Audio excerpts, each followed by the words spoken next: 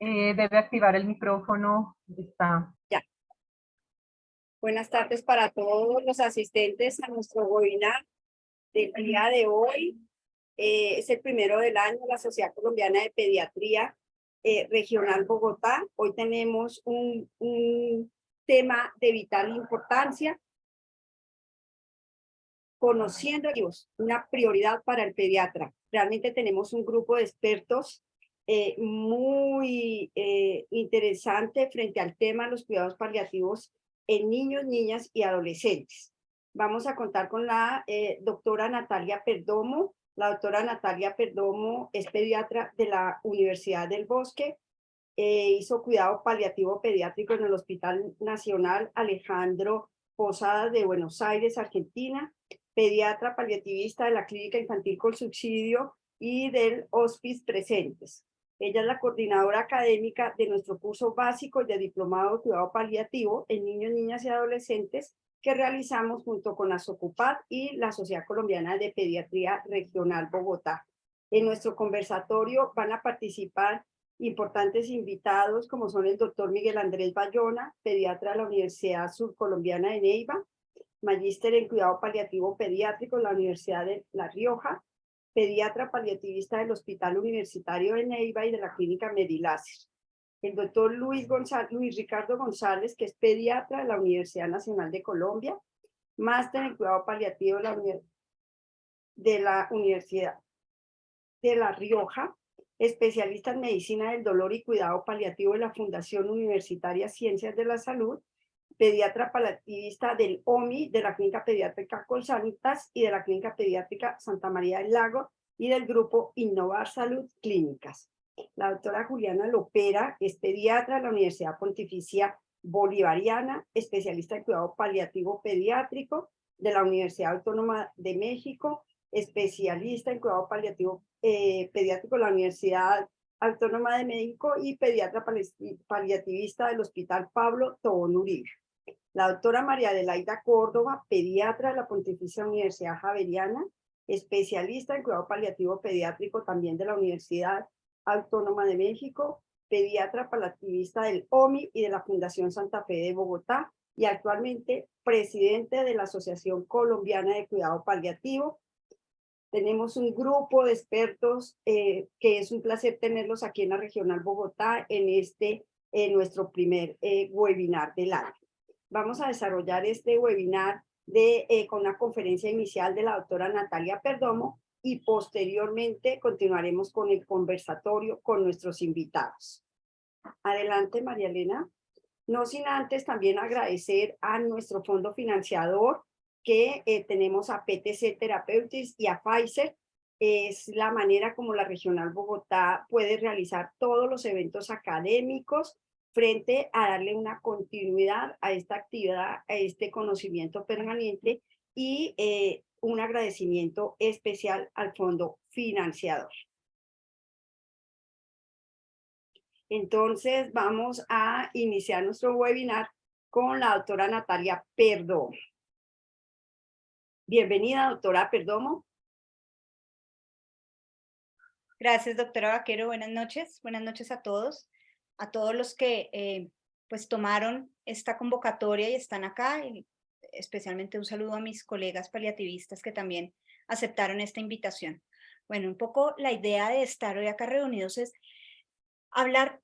Cada día se habla más del cuidado paliativo pediátrico. Quizá hace unos 5 o 6 años, cuando todos nosotros fuimos llegando al país de estudiar en diferentes sitios y nuestras formaciones, era muy poco lo que se hablaba de cuidado paliativo pediátrico. Realmente no hacía parte ni de los conversatorios, ni de los congresos, y bueno, ni de los webinars, porque fueron épocas prepandémicas, entonces tampoco existían estos encuentros, pero no se hablaba mucho y cada vez se habla más y más y más. Y la idea de hoy, de nosotros, más que dar una clase de qué es el cuidado paliativo pediátrico, es compartir con todos ustedes por qué es importante para nosotros los pediatras saber de cuidado paliativo. Más allá de si tenemos o no paliativistas a nuestra mano, que como todos saben, somos pocos en el país, y no solamente sucede en nuestro país. En los países de Latinoamérica y quizá a nivel mundial, la provisión de equipos especializados en cuidado paliativo pediátrico es mucho menor a lo que se necesita. Entonces, esta, entre otras razones, hacen que sea muy importante que los pediatras tengamos conocimientos de cuidado paliativo como los tenemos de todas las otras especialidades pediátricas. Disculpen acá. Entonces, a mí siempre me gusta iniciar mis conferencias con esta imagen, porque cuando nosotros hablamos de cuidado paliativo se nos vienen muchas cosas a la cabeza, ¿no? Se nos vienen muchos imaginarios, mucha información que teníamos de nuestros pregrados, de lo que aprendimos en el mundo de los adultos cuando nos movíamos en él, y de las cosas que van surgiendo y de los miedos que todos tenemos. Entonces vamos a tener una cantidad de connotaciones y de significados alrededor de la palabra cuidado paliativo que, como vamos a ver, unas puede que apliquen, pero otras ya se nos quedaron cortas, inclusive obsoletas, ya han nacido nuevas conceptos alrededor de esta definición de lo que es el cuidado paliativo. El cuidado paliativo no es una especialidad médica, por eso no se llama medicina paliativa, se llama cuidado paliativo porque es una visión multidisciplinar, multidimensional de una población muy específica que ya vamos a ver. Es un modelo de atención que exige de parte de todos nosotros el cambio de algunas creencias o de algunos preconceptos que tenemos, pero sobre todo es una filosofía del cuidado. Es una forma de cómo vemos el cuidar a estos, en nuestro caso, niños, niñas y adolescentes.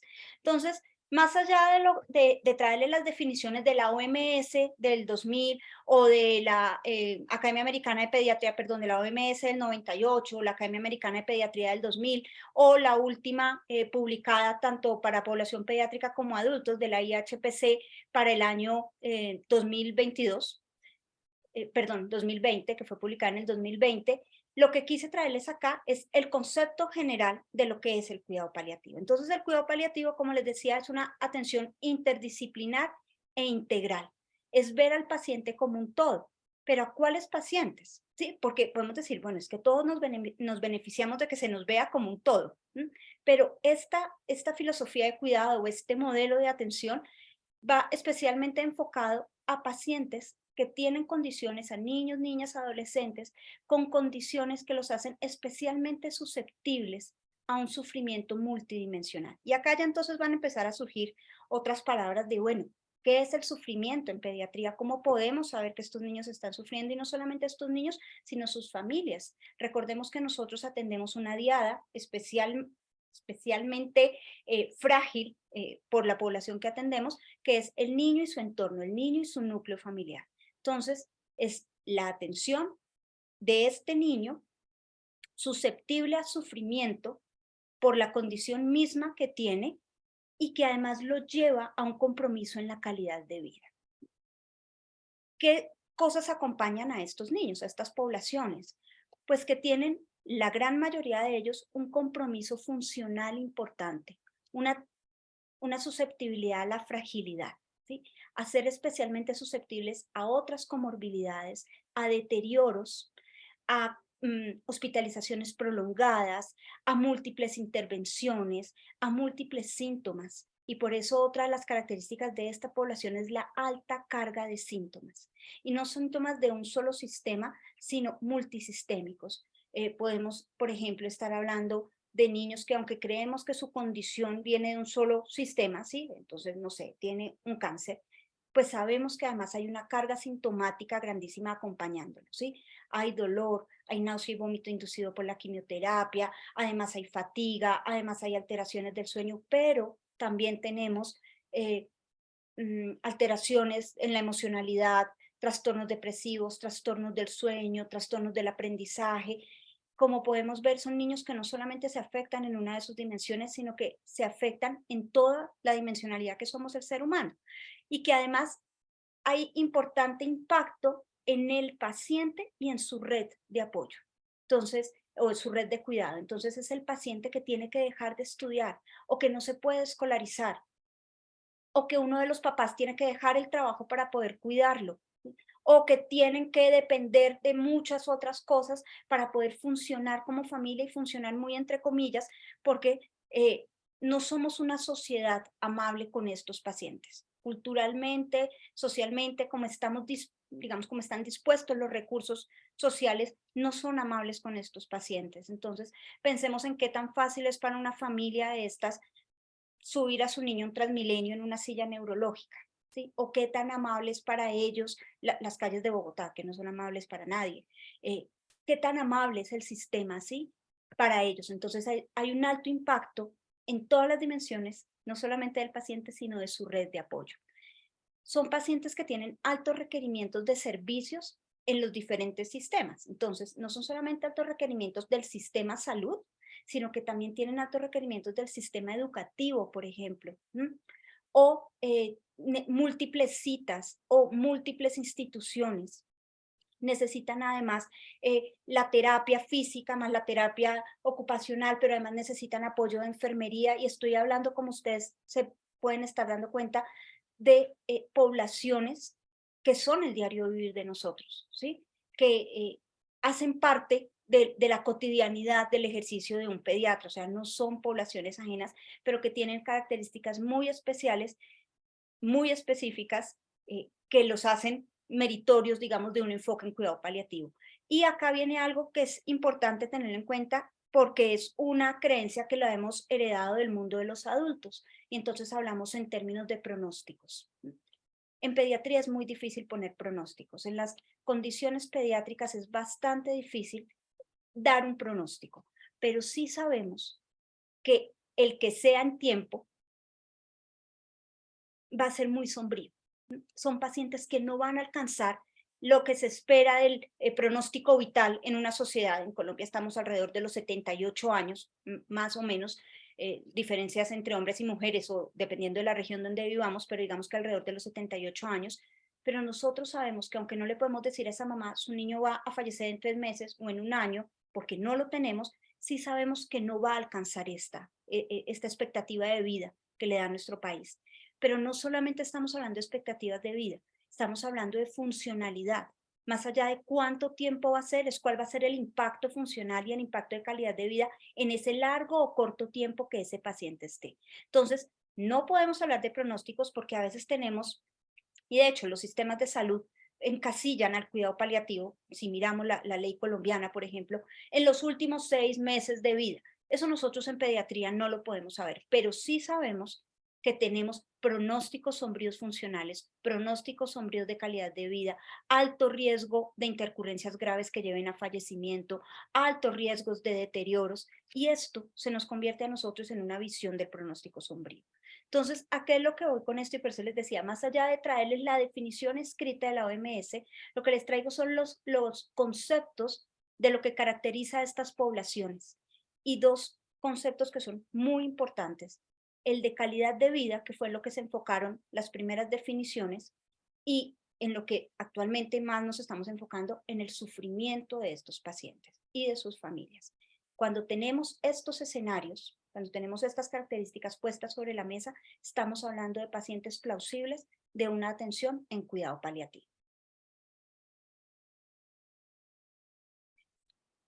Sin entrar en cuestiones ya muy específicas, sí, nosotros manejamos algunas clasificaciones, algunas bastantes clasificaciones, y una de esas es esta, que es los grupos ACT, de las primeras clasificaciones que se definieron, para pensar en estas poblaciones, ¿cierto? Entonces, ¿quiénes son plausibles de cuidado paliativo? Pues los niños con estas características que ya les dije, y que por alguna manera de organizarlos, se organizaron en estos 4 grupos, que más o menos vienen a explicarnos lo que ya hemos hablado. Entonces son condiciones que, aunque podrían ser curativas, tienen una altísima carga de síntomas mientras están en tratamiento y una altísima posibilidad de fallecer, como es el grupo de los oncológicos, por ejemplo. Pero también tenemos condiciones, y no estamos hablando de enfermedades, sino de condiciones de la vivencia de la enfermedad, que requieren tratamientos prolongados para poder controlar los síntomas y para poder mantener una calidad de vida, pero que sabemos que son pacientes que no, pues digamos que no van a tener expectativas de vida prolongadas, ¿sí? No tenemos posibilidad de curar esas condiciones en este momento, solamente tratamientos para mantener una calidad de vida. Por ejemplo, la fibrosis quística. Vamos a tener también condiciones progresivas en las cuales el tratamiento es exclusivamente paliativo con altísima carga de síntomas, todo lo que son las condiciones neurodegenerativas, las encefalopatías epilépticas, algunos síndromes genéticos. Este tipo de poblaciones también nos hace pensar en plausibles de cuidado paliativo. Y por último, un grupo bastante amplio para nosotros, los niños con condiciones con afectación neurológica severa, que no son tan rápidamente progresivas, pero que tienen una altísima carga de morbilidad asociada. Estamos hablando, por ejemplo, de las parálisis cerebrales. Esto por alguna manera de organizar a los grupos de los niños plausibles de cuidado paliativo. Y tenemos otras formas también de evaluarlos, más propias, digamos, de nosotros ya en los niveles de equipos de cuidado paliativo, que son algunas escalas valorativas donde miramos todas estas características que les he hablado, la carga sintomática, la carga para las familias, los pronósticos que se han establecido, los deterioros que han tenido estos pacientes. Y acá les traigo una de las más que más utilizamos, y aquí los grupos de Colombia más ampliamente utilizamos, que es la denominada PAPAS Scale. Pero en general, estos pacientes, ¿de qué se acompañan? Y es lo que nosotros hacemos. Se acompañan de lo que hemos llamado necesidades paliativas, multidimensionales. En todos los ámbitos de la vida de ellos hay necesidades sentidas que nosotros identificamos, tratamos y hacemos el seguimiento. ¿Para qué? Para optimizar la calidad de vida y disminuir la carga de sufrimiento que tienen. Entonces, por ejemplo, si nosotros vemos en el ámbito del área física, pues vamos a tener el control de síntomas, el poder mantener la mejor funcionalidad posible, la autonomía de estos pacientes, y eso hace que nosotros también veamos de manera diferente el tema de terapias, por ejemplo, y la nutrición, ¿sí? Los estados nutricionales. En los aspectos emocionales, cómo podemos ayudarles a esos niños y a esas familias a desarrollar recursos internos, estrategias de afrontamiento, manejos de los duelos, de los todos pequeños duelos diarios que viven ellos, y el desarrollo de la resiliencia, el poder reconstruir significados alrededor de estas condiciones y de estas situaciones que tienen que vivir. Desde la parte práctica, cómo los pueden cuidar, cómo los pueden manejar en las casas. Desde el ámbito social, cómo se puede apoyar y soportar la financiación. Imagínense ustedes estas condiciones crónicas, donde como todos hemos sabido, hay alguno de los papás que tiene que dejar de trabajar o hay que dejarlo al cuidado de un abuelito mientras la mamá trata de ganar algo de plata para sostener a la familia. Los problemas de financiación de estas familias son grandísimos porque son niños con altas necesidades, que no todas ni pueden ni deben cubrirlas el sistema salud, que hacen parte de lo que es el cuidado de las familias, pero pues que se sostienen y se prolongan en el tiempo de forma muy difícil para nuestras familias. Y cómo pueden construir y ganar mayores recursos y redes externas de apoyo, fundaciones, otras formas de recurrir a otros tipos de apoyo. Desde la parte espiritual, cómo pueden, como les decía, crear significados y crear conexión con este niño, con la familia, con la vivencia que están teniendo. Y desde la parte de información, esto también es muy importante y hace parte de uno de nuestros pilares de manejo en el cuidado paliativo, y es la parte de la comunicación. ¿Cómo podemos comunicar mejor los diagnósticos? ¿Cómo podemos comunicar mejor los pronósticos, aunque con los triples asteriscos que ya les nombré acerca de lo que es el pronóstico en pediatría? ¿Cómo podemos establecer mejor unos objetivos terapéuticos y en la medida en que estamos avanzando en la condición, unos planes avanzados del cuidado? Y esto no lo podemos hacer en un día. ¿Sí? Entenderán que esto no se hace en un momento, no lo hace una sola disciplina. O sea, soy pediatra del área médica, no podemos dar respuesta a todo esto. Por eso somos equipos completos trabajando para poder hacerlo. Pero entonces ya lo que nos convoca acá, ¿para qué? ¿Para qué y por qué? Hay un link, una unión entre la pediatría y el cuidado paliativo pediátrico. ¿Sí? ¿Por qué es necesario? ¿Para qué es necesario que el pediatra sepa de cuidado paliativo pediátrico? Bueno, porque del 13 al 18% de la población pediátrica general va a tener una condición médica compleja, que era estas que hablábamos al inicio. Estos niños con altos requerimientos de recursos, con alto uso del sistema, con alto impacto en su funcionalidad, hasta el 18% de la población que cualquiera de nosotros como pediatras tengamos va a tener una condición médica compleja.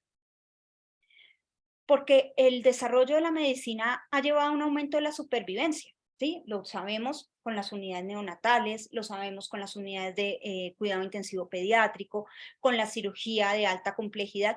Hemos aumentado la supervivencia, pero también sabemos que la hemos aumentado a expensas de altos impactos, ¿sí? De situaciones que hasta hace, no sé, mitad del siglo pasado, simple y llanamente eran de altísima mortalidad, pues ya no tenemos esas mortalidades, pero sí cada vez más los pediatras vamos a tener cronicidad. Cada vez, bueno, en nuestro país quizás lo tenemos que revisar un poco, pero a nivel mundial, pues cada vez más los niños tienen que fallecer menos de enfermedades inmunoprevenibles. O sea, cada vez menos va a haber neumonías, que los niños fallezcan, o desnutrición, o enfermedades diarreicas agudas que lleven al fallecimiento a los niños, pero sí cada vez vamos a tener más cronicidad y tenemos que prepararnos para eso. Entonces, ahí es importante que el pediatra tenga conceptos claros del cuidado paliativo pediátrico. ¿Qué me pasó? Porque, como también lo nombraba, hay una baja provisión de cuidado paliativo especializados en todos los ámbitos, en el ámbito hospitalario, en el ámbito ambulatorio, en el ámbito domiciliario. Como ustedes se pueden dar cuenta, acá en el país estamos en las, ¿qué les digo yo? En 4 o 5 ciudades estamos los paliativistas, y el resto del país no tiene cubrimiento de cuidado paliativo pediátrico especializado, pero el resto del país sí tiene pediatría. Y pues es un llamado a que los pediatras tienen que tomar conceptos claros de cuidado paliativo para poder hacer esa atención a sus pacientes y también saber cuándo hay que recurrir al cuidado paliativo especializado.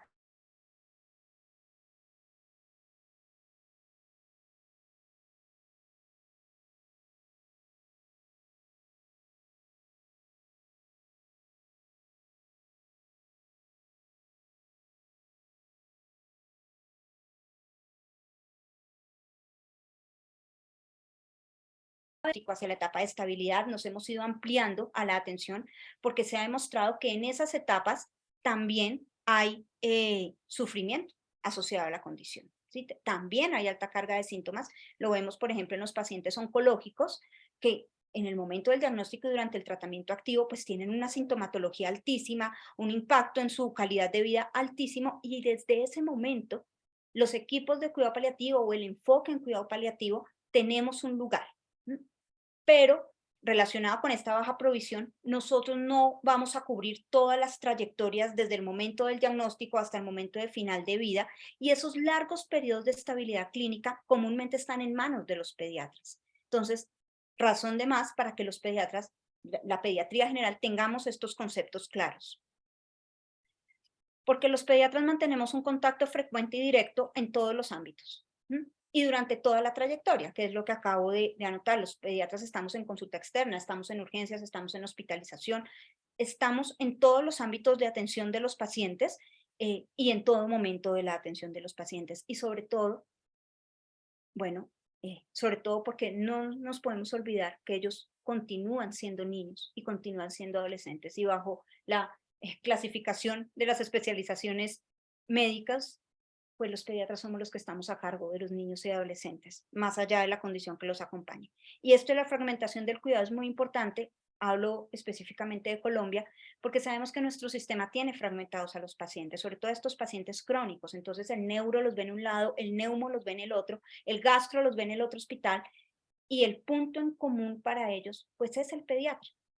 Él es el llamado a ser un poco el que organice y sea el director de orquesta de esta fragmentación de los pacientes. Nosotros no tenemos a los niños todos en un solo centro, es muy poco probable que lo tengamos. Entonces, es necesario, pues digamos, como esa parte de organización desde la pediatría misma.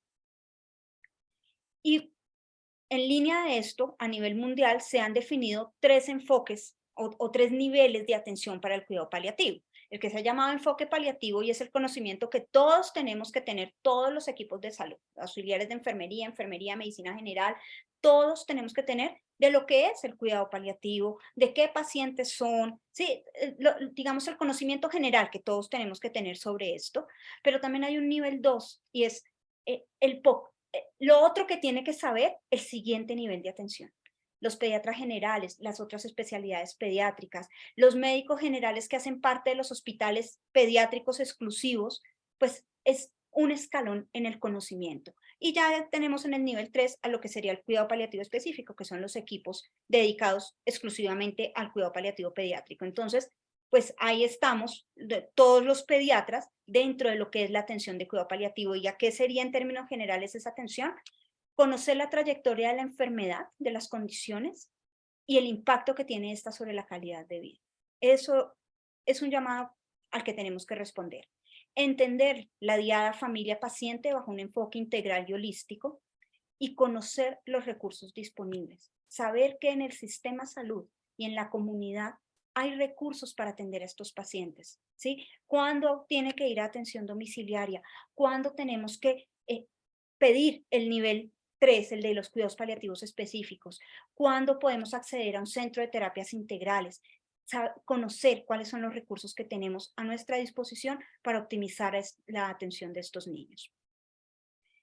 Poniéndolos en los 4 pilares, digamos, generales que se han definido de la atención del día a día del cuidado paliativo pediátrico, lo he organizado de esta manera de cuál sería el rol del pediatra en cada uno de estos pilares. En la parte del control de síntomas, es necesario que sepamos de dolor. Y lo hemos hablado muchísimas veces nosotros dentro del grupo de los paliativistas, pues al menos hasta cuando yo fui residente no nos enseñaban de dolor. Yo me gradué de pediatra y puedo decir, sin pena de nada, que yo no sabía de dolor en pediatría. Pero ya no puede ser de esa manera. Los pediatras tenemos que saber de manejo de dolor en pediatría. Las escalas, los manejos farmacológicos, al menos el manejo óptimo con el primer escalón, y si somos las cabezas de los equipos, pues tenemos que al menos saber iniciar un opioide, romper los mitos de los manejos con los opioides. Tenemos que hacer unas evaluaciones de funcionalidad. No tenemos disponibilidad de fisiatría tampoco en todas partes, entonces es importante que sepamos de funcionalidad y de lo que eso implica en la calidad de vida de un paciente. Todavía escuchamos, ese niño con parálisis cerebral no necesita terapia física porque no va a caminar. Hombre, la terapia física nos disminuye la espasticidad, nos disminuye los dolores asociados a la espasticidad. Pero ¿para qué terapia del lenguaje si no va a hablar y tiene gastrostomía? Bueno, porque necesitamos mantener la funcionalidad deglutoria para que no se atore con la saliva. Entonces, esos conceptos deben ser claros para nosotros, para los pediatras. Y el manejo de otros síntomas específicos. Saber que hasta el 80% de estos pacientes van a tener algún tipo de aditamento tecnológico, gastrostomía, traqueostomía, sondas nasogástricas, oxígeno, sistemas de oxígeno. Hasta el 80% de los pacientes plausibles de cuidado paliativo los tienen, los necesitan en algún momento de la trayectoria o de forma crónica ya establecida. Hay que conocerlos, hay que saberlos manejar. ¿Cuáles son las interacciones medicamentosas? Estos niños comúnmente son polimedicados. Y educación en el cuidado. ¿Cómo podemos educar a estas familias a que cuiden una traqueostomía, a que cuiden una gastrostomía? Y al lado de eso, pues conocer a estas familias, cuáles son sus esperanzas y creencias, cuáles son sus preocupaciones y miedos y el impacto que ha tenido todo esto en su red. ¿Sí? Es conocido que muchas de estas mamás quedan solas al cuidado de sus niños y tienen un abandono social. Al inicio de las condiciones las familias se vuelcan a colaborarles, pero con el paso del tiempo, pues cada uno retoma su vida y quedan estas familias, comúnmente mamás, solas al frente de ellos. Entonces tienen altos impactos. ¿Cuál es la narrativa de la familia alrededor de esta enfermedad? Y esto es muy importante. ¿Cómo definen ellos la calidad de vida de su hijo? Porque recuerden que más allá de que lo haga un paliativista o no, el enfoque en cuidado paliativo nos implica una optimización de la calidad de vida. ¿Cuál es el concepto de calidad de vida? Esos pequeños logros, a veces a nosotros nos cuesta entenderlos, pero ¿por qué para esa mamá es tan importante que el niño haya podido mover el dedo? ¿Por qué es tan importante que ya haya mejorado la deglución? ¿Qué acompaña ese concepto de calidad de vida y cuáles son sus preferencias y valores? Y desde los planes de cuidado, que en este caso no serían planes avanzados, serían planes de cuidado, ¿qué otra información ha sido dada por las otras disciplinas? Por ejemplo, es muy frecuente que las mamás nos digan, es que el neuropediatra nos dice que no podemos saber nada hasta que cumpla 7. Entonces, eso es necesario nosotros saberlos. para saber manejar esa información y para estar pendiente de qué más va a decir el neuropediatra, por ejemplo. ¿Cuáles son los objetivos del cuidado con estos niños?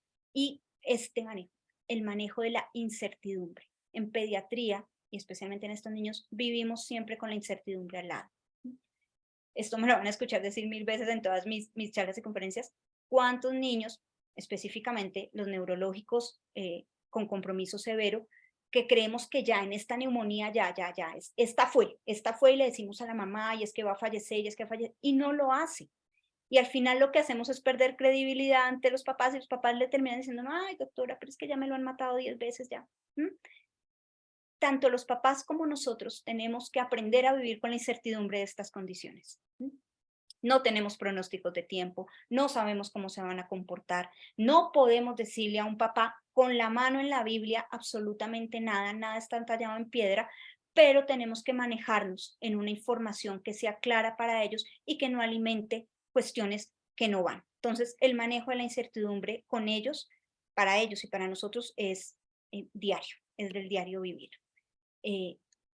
Más razones por las cuales el pediatra tiene que saber de cuidado paliativo, porque como les decía, estos pacientes tienen una alta carga de síntomas.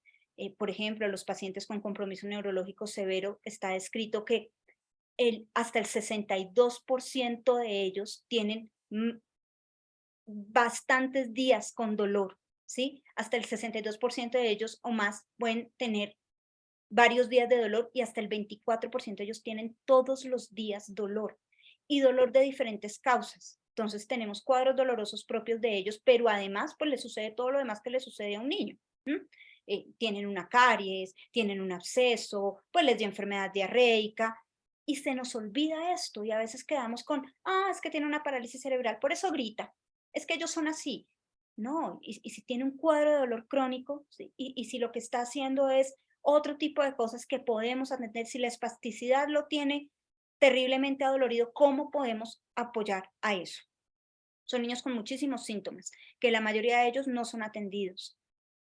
Ya hablando específicamente de final de vida, por ejemplo, a la izquierda de la pantalla van a ver un cuadro muy conocido por nosotros y es la carga de síntomas de los niños oncológicos, de los niños que fallecen por enfermedad oncológica. Y si ustedes se dan cuenta, pues es una carga de síntomas grandísima. La gran mayoría de ella dada por dolor, pero al lado de ella está la fatiga, la náusea, el vómito, la anorexia. Esto es calidad de vida.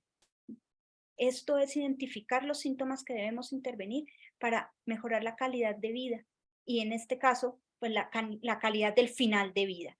Y a la mano derecha tienen la carga de síntomas en los pacientes con fibrosis quística, también en sus etapas de terminalidad. Y como ustedes se pueden dar cuenta, también es una carga de síntomas muy alta.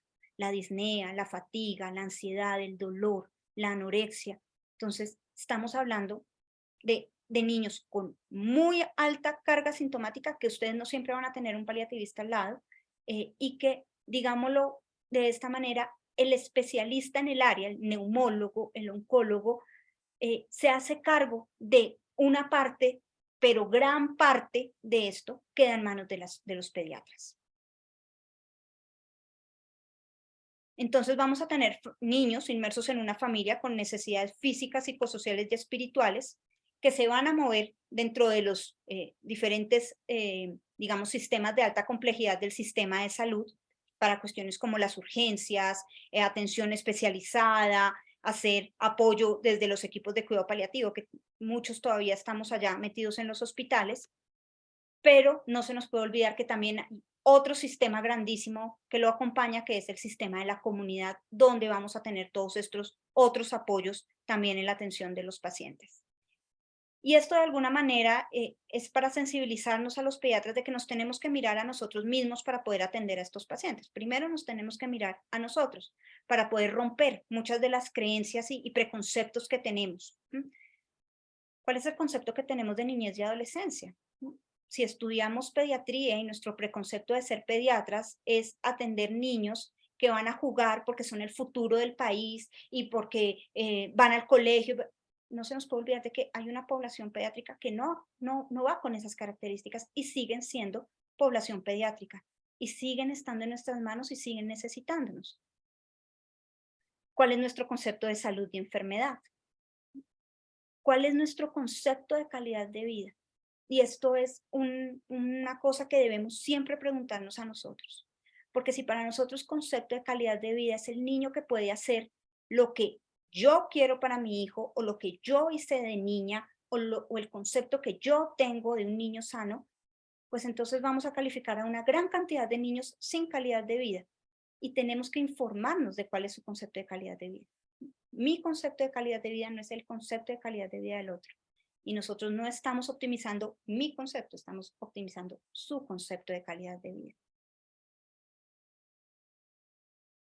Y esto especialmente en los pacientes con compromiso neurológico, que como les decía, a veces son los grandes abandonados por parte de la sociedad, pero también del sistema de salud. Sabemos de dolor, es nuestro compromiso saber de dolor. Es el síntoma predominante en los pacientes de cuidado paliativo, el dolor. ¿Cuál es nuestro concepto de sufrimiento? ¿Qué sabemos de sufrimiento? Y al lado de eso, ¿cómo manejamos las estrategias cómo entendemos las estrategias de afrontamiento del otro?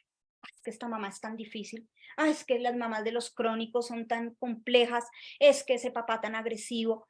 Si no entendemos el concepto de sufrimiento, si no tenemos una claridad en lo que sufre el otro con la vivencia que está teniendo, pues fácilmente vamos a caer en unos juicios muy duros hacia las estrategias de afrontamiento del otro. No entender que el otro está en un proceso de duelo, no entender que el otro lleva 10 años peleando con el sistema, no entender que el otro está completamente agotado.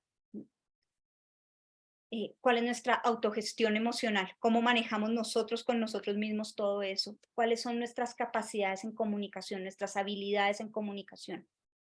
Si tengo una escucha empática por el otro, si puedo explicar adecuadamente lo que quiero explicar, si sé lo que necesita saber el otro en este momento, cuáles son mis habilidades de comunicación y cómo las puedo optimizar. Y esto no estoy hablando de cuidado paliativo, estamos hablando del ejercicio de la medicina y probablemente de la vida. ¿Qué tan compasivos somos? ¿Cómo nos podemos poner no solamente en los zapatos del otro, sino cómo podemos movilizarnos para ayudar a ese otro? ¿Cómo puedo movilizar esos recursos disponibles para ayudar al otro? Y sobre todo, ¿cuál es nuestro concepto de la muerte? Porque si nosotros seguimos teniendo en la cabeza que la muerte de los niños es nuestro fracaso como médicos o que la muerte de los niños es algo antinatural, pues vamos a tener grandes problemas para el manejo del fallecimiento de estos niños porque vamos a chocar con nuestras propias creencias y ahí vamos a la autogestión, va a ser muy difícil para nosotros gestionar ese acompañamiento en final de vida. Y finalmente, antes de entrar al conversatorio con mis colegas, algo muy puntual, y bueno, si todo esto podría estar en manos de un pediatra, ¿cuándo llamar a los equipos de cuidado paliativo? Y hay un concepto que es el llamado punto de inflexión, pero es un concepto muy enfocado en la parte médica, ¿sí? Y es cuando este paciente que hemos acompañado en una estabilidad empieza a hacer muestras de deterioro. Y a estos periodos, a estos tiempos, a estos cambios, los hemos llamado, se han llamado en la literatura los puntos de inflexión, que nos hace pensar que de repente este paciente sí, digamos, se hace meritorio una valoración por equipos especializados. Pero como les digo, es un concepto muy médico, ¿sí? Es el niño que tenía controladas las convulsiones y de repente ya tiene 3 anticonvulsivantes. Es el niño que tenía una deglución más o menos, pero ahora ya fracasó su mecanismo deglutorio y tocó hacerle gastrostomía. Como estas caídas, estos deterioros desde la parte médica es lo que se ha llamado punto de inflexión. Pero como vemos, nosotros no solamente somos cuerpo, entonces podríamos decir que hay que llamar a los equipos de cuidado paliativo, a estos equipos multidisciplinarios, o sea, que los podemos llamar no solo por síntomas, sino por problemas en el afrontamiento, problemas en la comunicación, problemas en la gestión de recursos, que tienen conocimiento y experticia clave respecto a la identificación y tratamiento de necesidades altamente complejas, que no son fácilmente solucionables, digamos, o intervenibles, así como establecer planes avanzados de cuidado. Cuando cualquiera de estas cosas estén, digamos, presentes en sus pacientes, quizás sea momento de plantearse la valoración por un equipo especializado en cuidado paliativo pediátrico.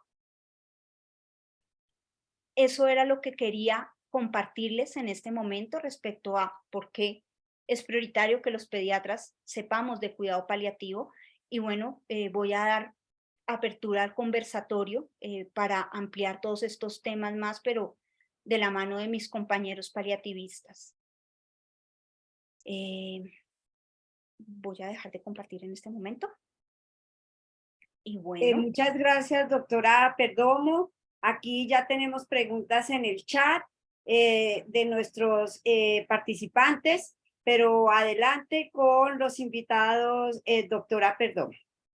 Gracias, doctora. Entonces, bueno, lo que quisiera es hacerle algunas preguntas a mis colegas más, digamos, preguntas que nos permitan abrir un poco la conversación entre nosotros y vamos viendo si respondemos las preguntas de los participantes y luego pues miramos cuáles no habrían quedado respondidas adecuadamente. Entonces, primero que todo, buenas noches a mis colegas y quisiera preguntarles, empezando por, digamos, por cuestiones básicas y sencillas, ¿cuál consideran ustedes desde los diferentes ámbitos? Porque como se pudieron dar cuenta, cada uno de nosotros trabaja en diferentes ámbitos del sistema salud, que son los principales motivos de interconsulta o de remisión en estos momentos a los equipos de cuidado paliativo. ¿Qué es lo que más se han encontrado ustedes?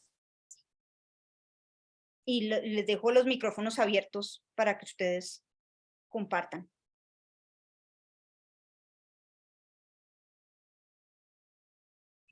¿Empiezo yo? Sí, claro. Voy valiente. Hola, buenas noches a todos. ¿Cómo están? Mi nombre es Miguel Bayona, como me dijeron en la presentación. Soy pediatra, estoy en la ciudad de Neiva. Y para responder la pregunta de Natalia, pues digamos, el motivo de consulta más frecuente, y lo veía ahí en un comentario del doctor Iván Perdomo, sí, desafortunadamente, cuando empezamos a trabajar en cuidado paliativo, inicialmente lo que más vemos son interconsultas sobre final de vida, ¿sí? Lo que llamamos esa interconsulta o esa valoración como para apagar el incendio ya el momento en que ya el niño está con una carga de síntomas altos, que está en un sufrimiento extremo, que tenemos una familia angustiada. Generalmente ese es el momento, digamos, que como médicos, digamos, tenemos claro que definitivamente final de vida debería ayudarnos el paliativista y sobre todo cuando las cosas no van bien, ¿sí? Entonces, inicialmente cuando uno empieza a trabajar en paliativos es como el motivo más frecuente y es lo que esperamos definitivamente como paliativistas que no sea en ese momento, ¿sí?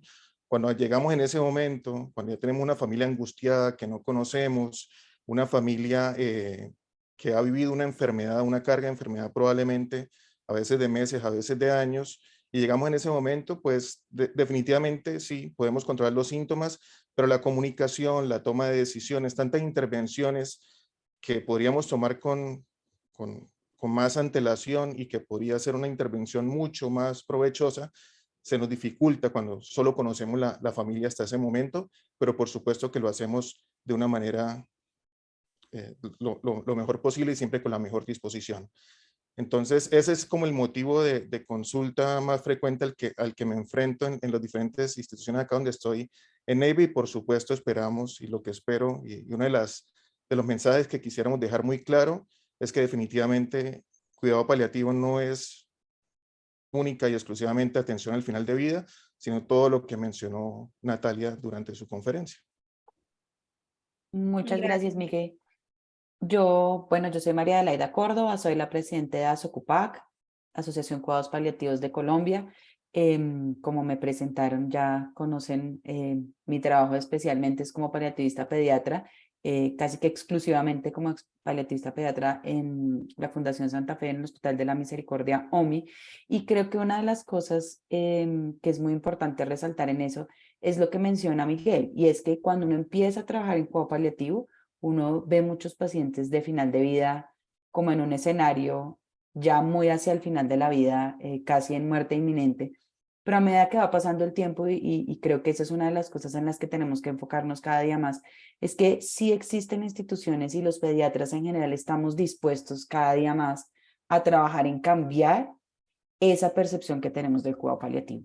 Y yo creo que si nosotros nos devolvemos 7 años cuando llegamos a hacer cuidado paliativo por primera vez al país, bueno, yo y creo que con Natalia y con Ricardo, que fuimos los primeros, y después llegó Miguel y después Juli, y bueno, otras personas más que se han venido formando, yo sí creo que definitivamente hay una transformación cultural.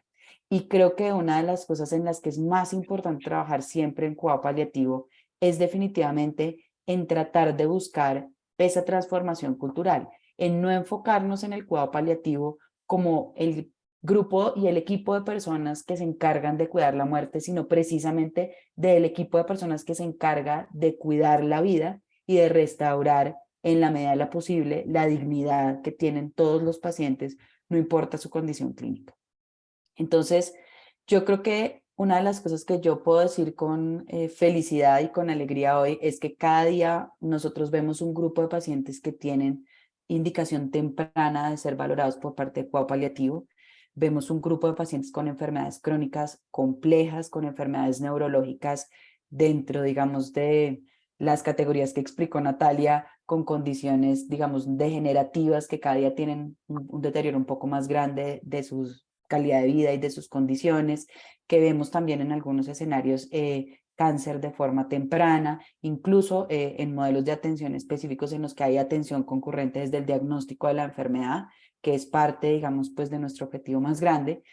Y también estamos empezando a ver pacientes con condiciones neonatales muy tempranas que muchas veces nos impiden, digamos, como que en el ruido de todos los días no se alcanzan a ver, pero que son esos también los pacientes que nos deben motivar a seguir haciendo lo que hacemos. Creo que definitivamente uno de los grandes cambios que ha tenido la pediatría y que debe ser motivo de orgullo de los pediatras es que la mortalidad infantil ha disminuido de forma drástica, digamos, desde 1960 hasta mediados de los 2000. Ese descenso de la mortalidad, digamos que también habla del trabajo que nosotros hemos hecho en un porcentaje como pediatras, pero definitivamente eso ha significado un incremento de la morbilidad y de la cronicidad, y es precisamente en ese punto en el que también nosotros tenemos que venir trabajando. Creo que otros motivos de consulta que son muy útiles y son muy importantes para nosotros son los pacientes que tienen síndrome de abstinencia a opioides y benzodiazepinas en las unidades de cuidado intensivo, pacientes que durante sus enfermedades crónicas tienen episodios de exacerbación, pacientes que tienen síntomas que se han vuelto complejos de manejo y que muchas veces no, a pesar de que tienen unos equipos interdisciplinarios muy buenos para ciertas enfermedades, nos cuesta trabajo manejar los síntomas. Y creo que otro tema que es muy importante es todo el advenimiento de la problemática psicosocial y el entender cómo eso realmente repercuta en la calidad de vida, no solo del paciente, sino de la familia.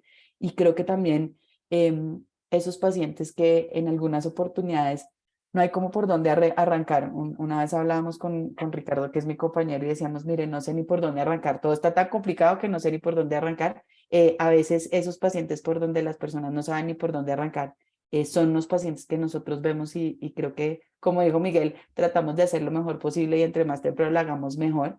Pero yo sí creo que definitivamente cuando miramos en retrospectiva es un gran camino el que hemos andado y que ojalá sigamos andándolo, y el simple hecho de que se den estos espacios pues habla de que lo estamos recorriendo. Muchas gracias. Juli. Doctora María Adelaida, doctora, es que le quería resaltar algo que es muy importante que usted lo dijo.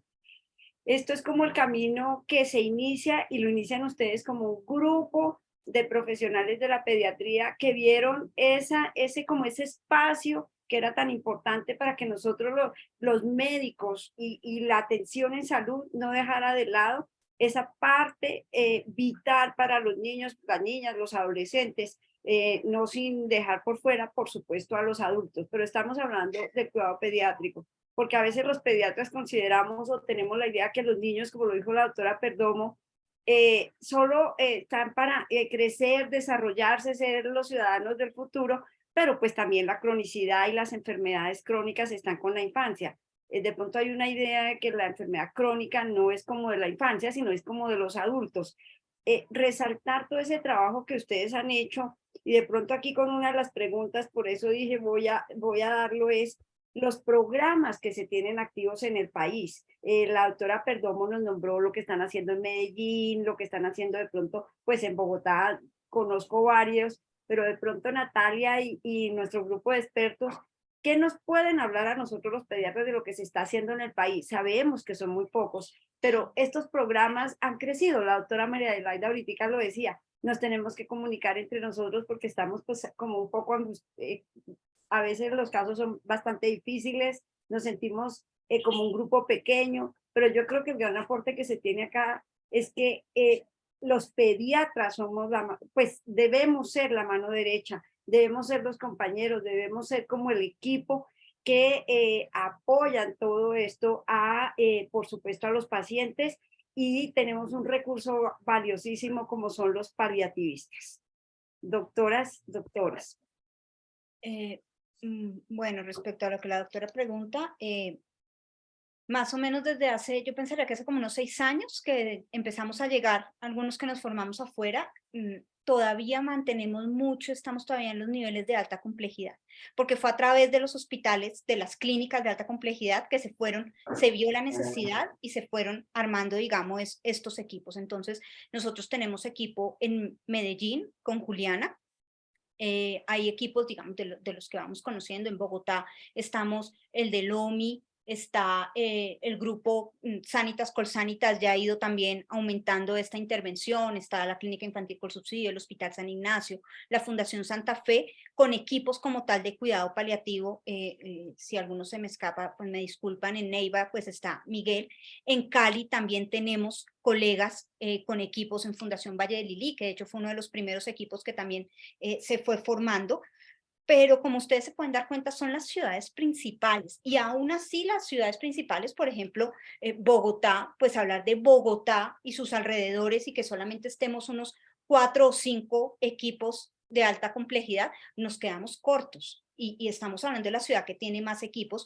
Imagínense ustedes lo que puede ser regiones, las regiones donde no hay, donde no lo hay. Ya cada vez más estos mismos equipos en los hospitales de alta complejidad nos hemos podido abrir a la consulta ambulatoria, con algunas circunstancias particulares por cuestiones de la normatividad colombiana. Entonces no ha sido tan fácil la apertura a la consulta ambulatoria, pero ya algunos de nosotros la hacemos dentro de un concepto de la consulta pediátrica, por ejemplo, y ya van naciendo también equipos de atención domiciliaria. Es, digamos, un poco la línea de cómo se han ido estableciendo los equipos acá en Colombia. Ciudades grandes, en hospitales de alta complejidad, hemos ido progresando hacia lo ambulatorio, ya más recientemente hacia lo domiciliario, pero pues claramente quedamos cortos. Y veía ahorita una pregunta en el chat que va relacionada con una de las preguntas que quisiera hacerle, y en este caso se lo voy a hacer a Miguel, y es porque conozco tu trabajo y sé que tú trabajas mucho con paciente que viene de regiones más apartadas donde no hay provisión de cuidado paliativo. ¿Cuáles son las barreras de atención con las que se encuentran estos pacientes? Y en ese caso, pues, ¿cuál debería ser el rol del pediatra? Porque listo, tú los tienes en Neiva, pero en algún momento los tienes que devolver hacia las regiones. ¿Cómo has vivido tú eso y qué tendríamos que hacer entonces? Vale, Natalia. Antes de eso quería agregar que sí, que definitivamente ha sido un camino muy bonito el que hemos recorrido acá con los compañeros, pero que también parte de la importancia de esta reunión es conocer. Sabemos que en diferentes regiones también se han ido formando personas, han estado también al tanto del diplomado. Hay residentes que casi cada 2, cada 3 meses me escriben por diferentes redes sociales para saber cómo estudiamos cuidado paliativo, de dónde venimos, qué hemos hecho. Hay pediatras también que se han ido formando y que quieren formarse. Entonces, también la idea de todas estas reuniones es que nos conozcamos, que podamos hacer equipo, que podamos hacer red. He sabido de equipos, por ejemplo, personas trabajando en Popayán, en la costa. Tenemos a José Manizales. Bueno, hay diferentes grupos que lo están intentando y que lo están haciendo, y que sería muy bueno poder llegar a conocerlos. Sobre la pregunta de Natalia, muchas barreras, sí, bastantes barreras a las que nos enfrentamos. Por ejemplo, sobre lo que mencionabas de la consulta ambulatoria, acá ha sido bastante difícil que las EPS autoricen y permitan un seguimiento ambulatorio de estos pacientes. Entonces, los puedo ver muy bien en hospitalización, en urgencias, en cuidados intensivos.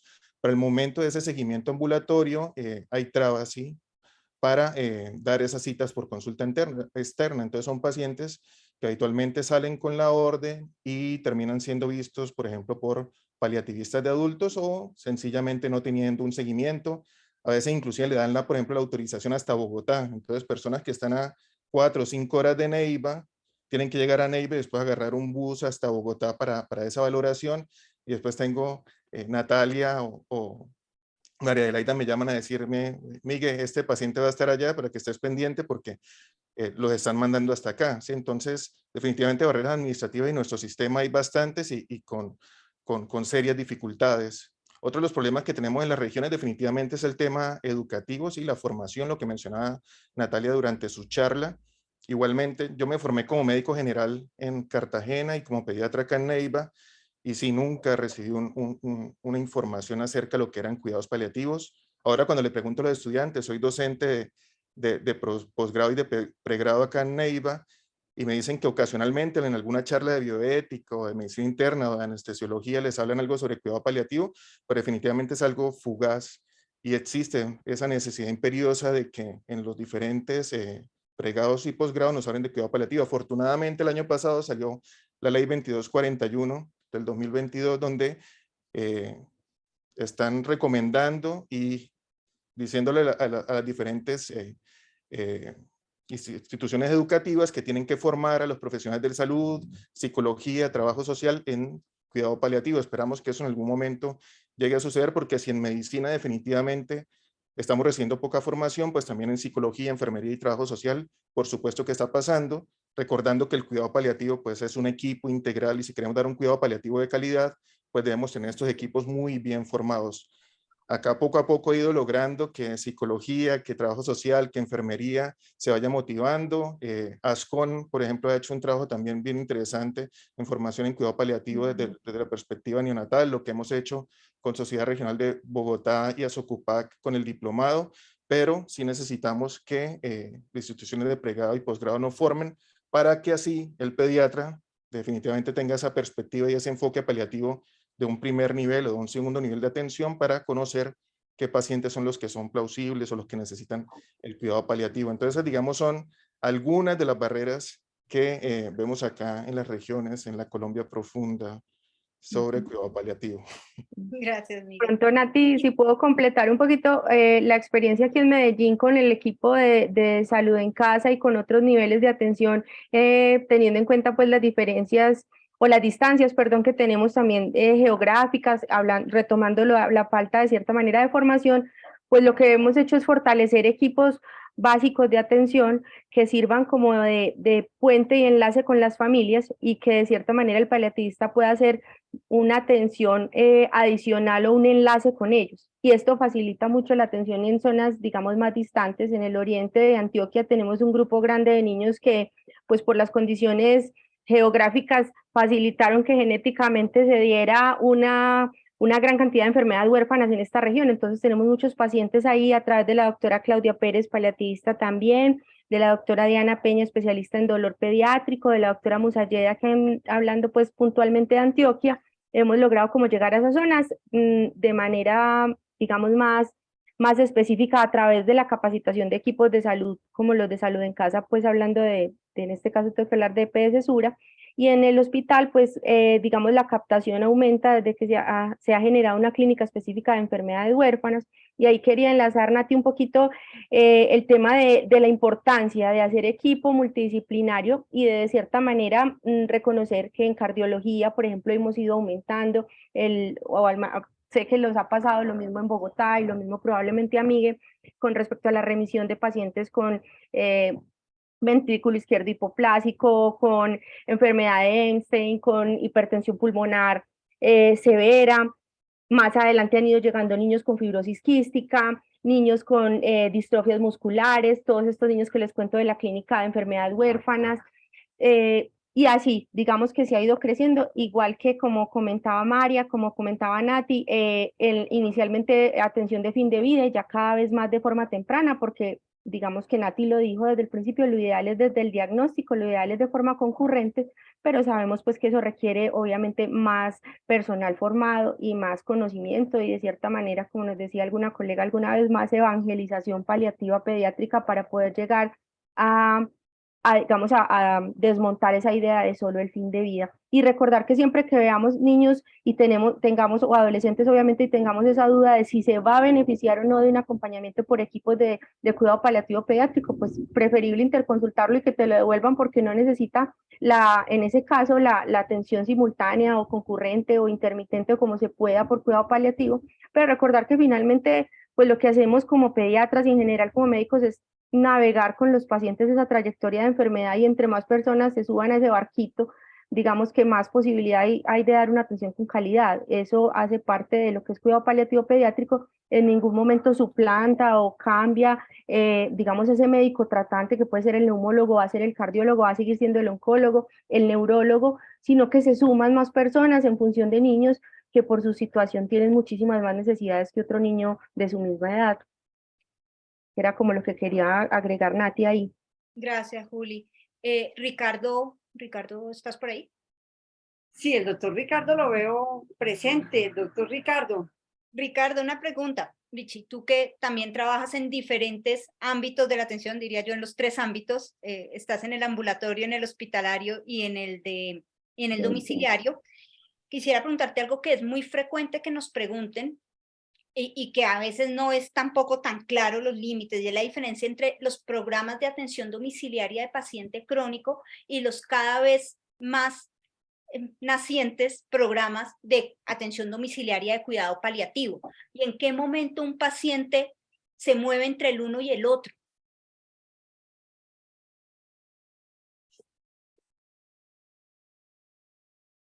Disculpe, me dice Ricardo que por favor le activen el micrófono, que no lo puede desactivar él solo. María Elena, por favor, ¿lo activas? María Elena.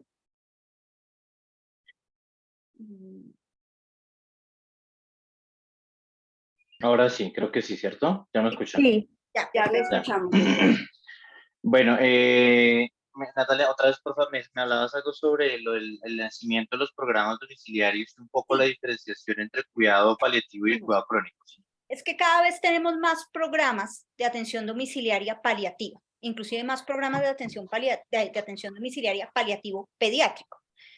Y surge la pregunta de, bueno, ¿en qué se diferencian los pacientes crónicos, la atención domiciliaria crónica, de esta atención domiciliaria paliativa, y en qué momento un niño de los programas de los crónicos sería plausible que se moviera hacia un programa de cuidado paliativo, específicamente hablando del ámbito domiciliario?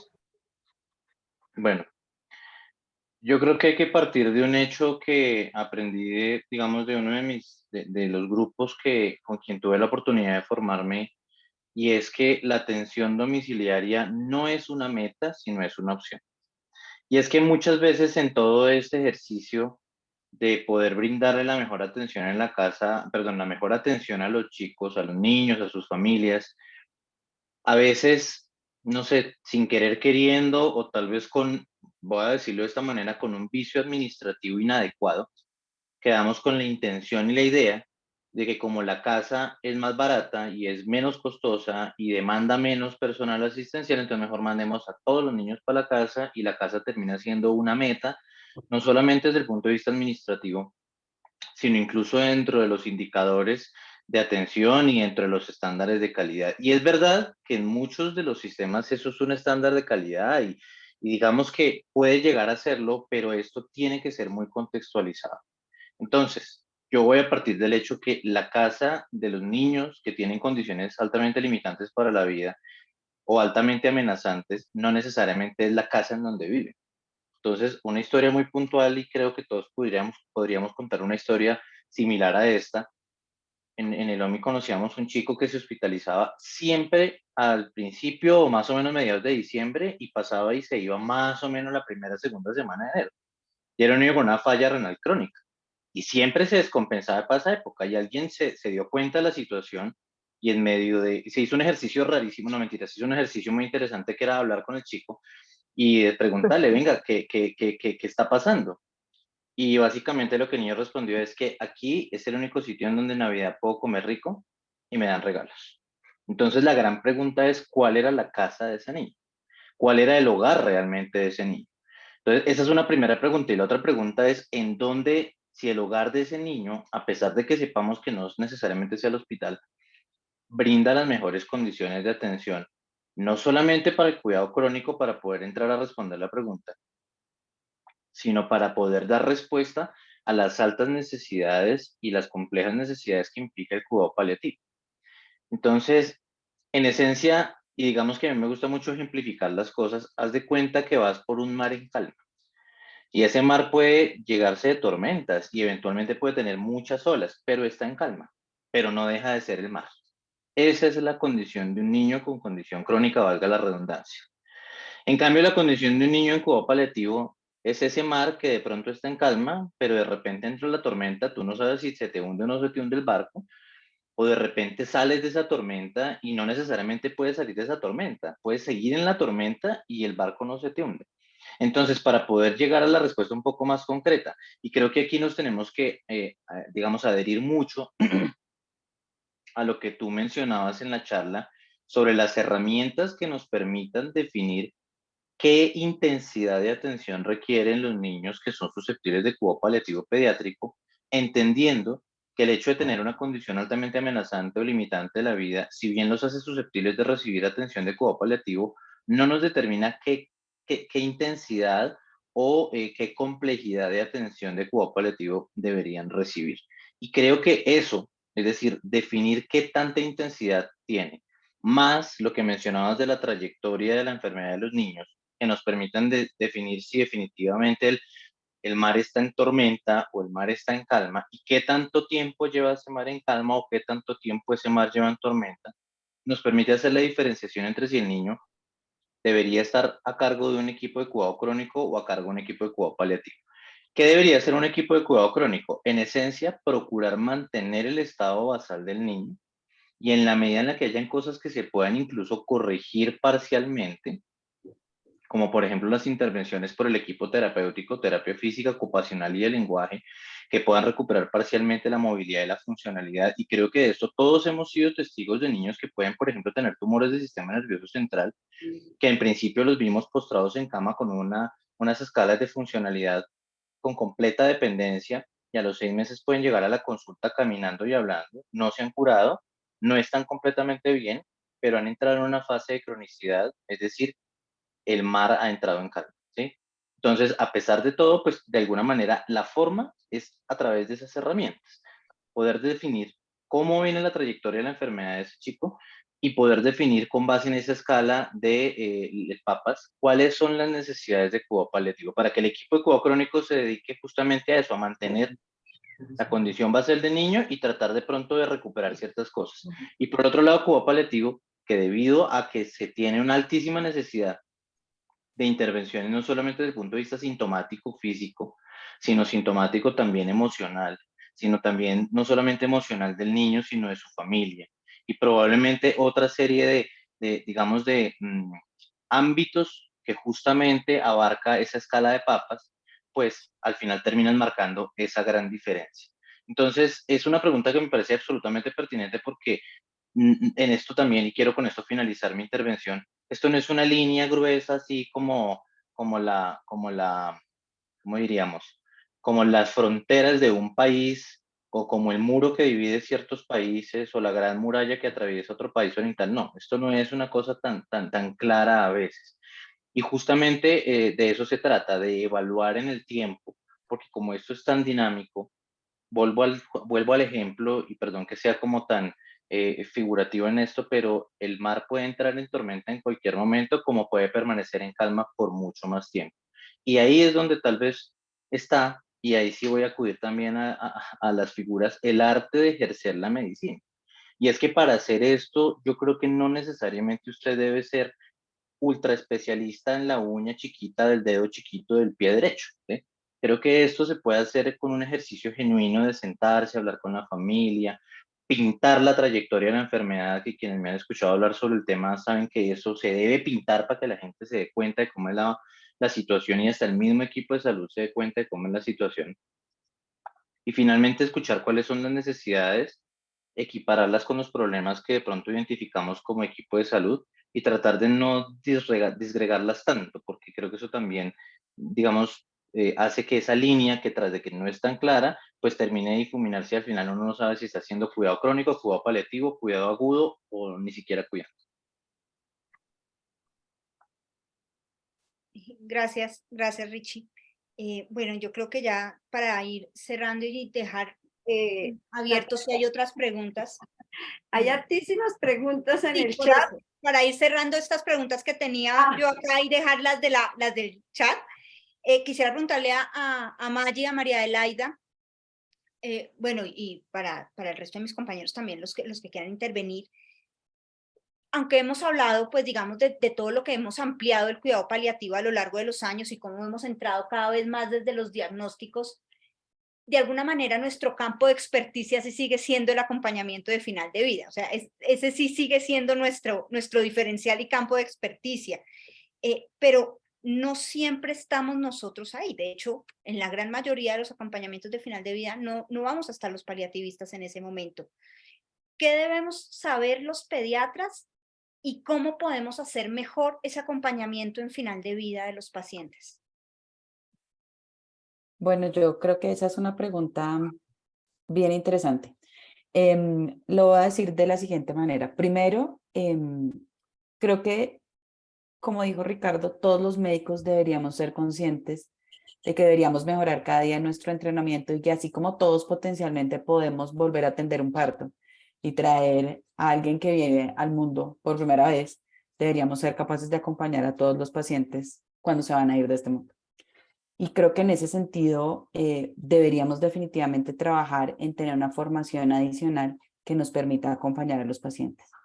Creo que debemos optimizar el manejo de ciertos medicamentos para el final de vida. Algunos escenarios de final de vida pueden tener una carga sintomática muy amplia y en esa carga sintomática es necesario tener estrategias que nos permiten aliviar el sufrimiento, así sea por periodos cortos.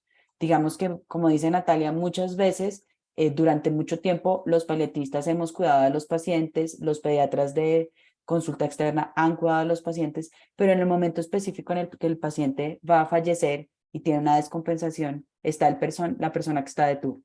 Y en ese escenario creo que definitivamente deberíamos mejorar en términos de la formación curricular para que todos los médicos pudiésemos estar acompañando a los pacientes justo en ese escenario de final de vida.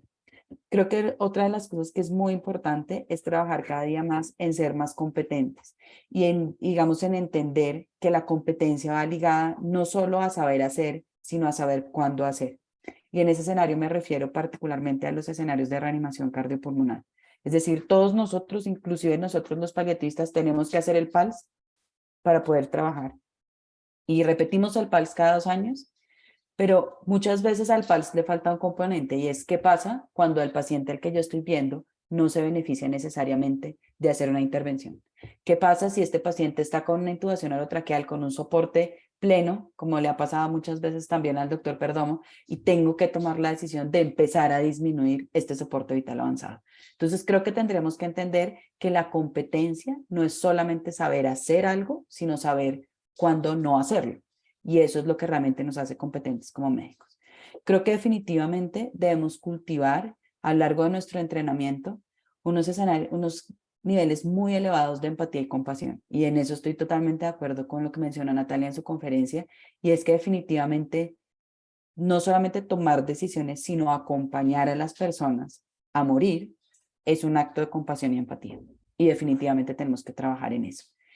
¿Qué estrategias tenemos? Creo que definitivamente cada día más, tanto a nivel mundial, la Organización Mundial de la Salud, las asociaciones internacionales de cuidado paliativo, las asociaciones regionales de cuidado paliativo en conjunto con otras sociedades científicas, como en el caso nuestro con la Sociedad Colombiana de Pediatría, algunos con ASCON, hemos empezado, en el caso específico de niños, en adultos también hemos empezado a hacer intervenciones específicas para poder, digamos, formar a las personas que ya se han graduado y que en su momento pues recibieron un manejo exhaustivo en adrenalina, en intubar, hicimos el PALS, todo este tipo de cosas, pero no aprendimos qué hacer cuando los pacientes no se iban a beneficiar de esto.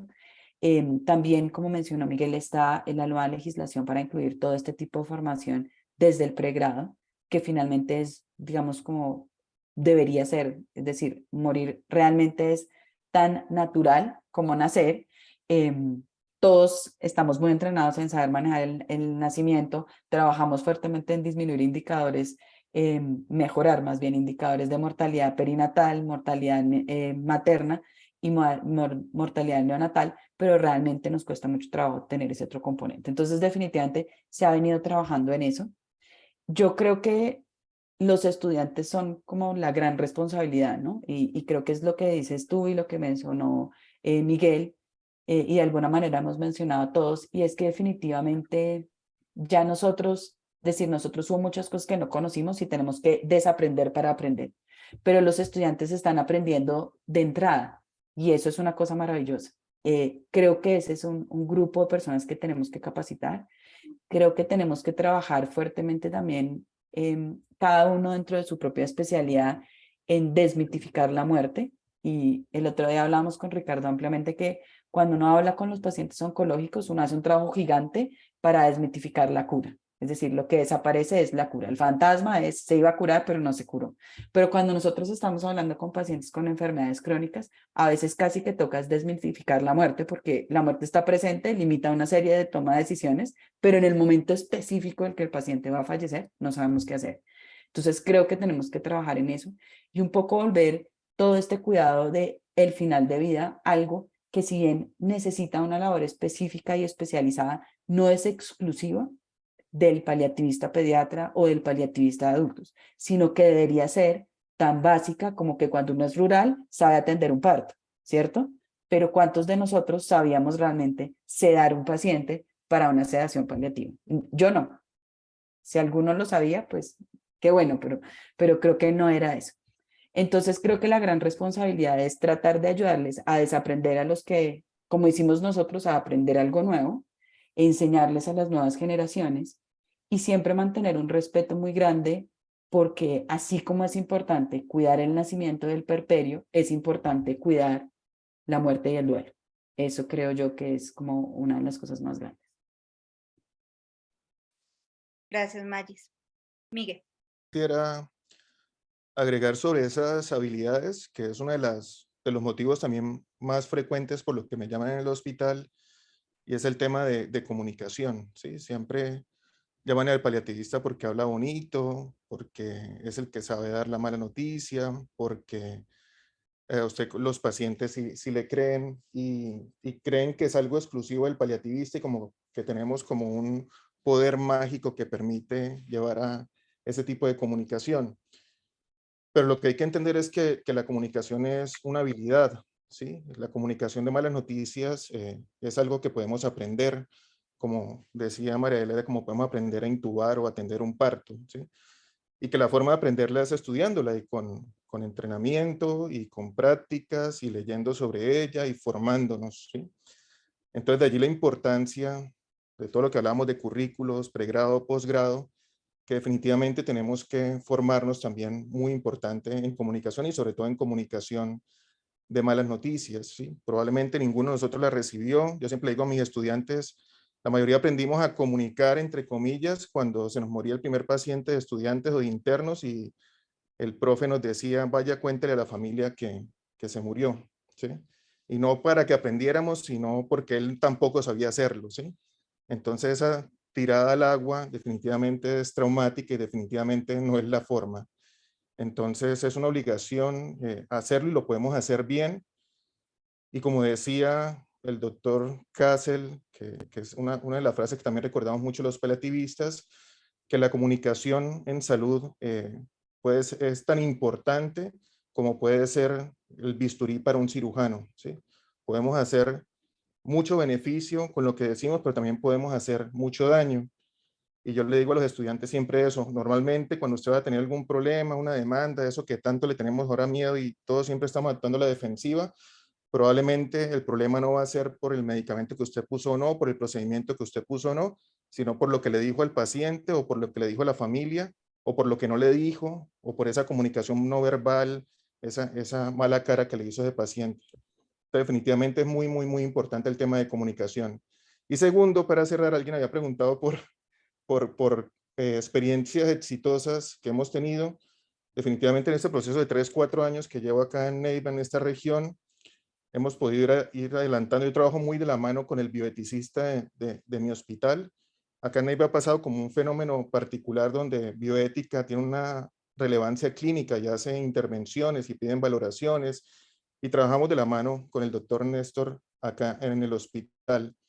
Y hemos logrado en un estudio que esperamos sacar en los próximos meses o años, y algo que se habló en el último congreso de residentes de pediatría, cuando a la residente encargada de mi hospital le tocó hablar precisamente sobre final de vida, es que hemos logrado mejorar, digamos, disminuir las intervenciones que reciben nuestros pacientes al final de la vida.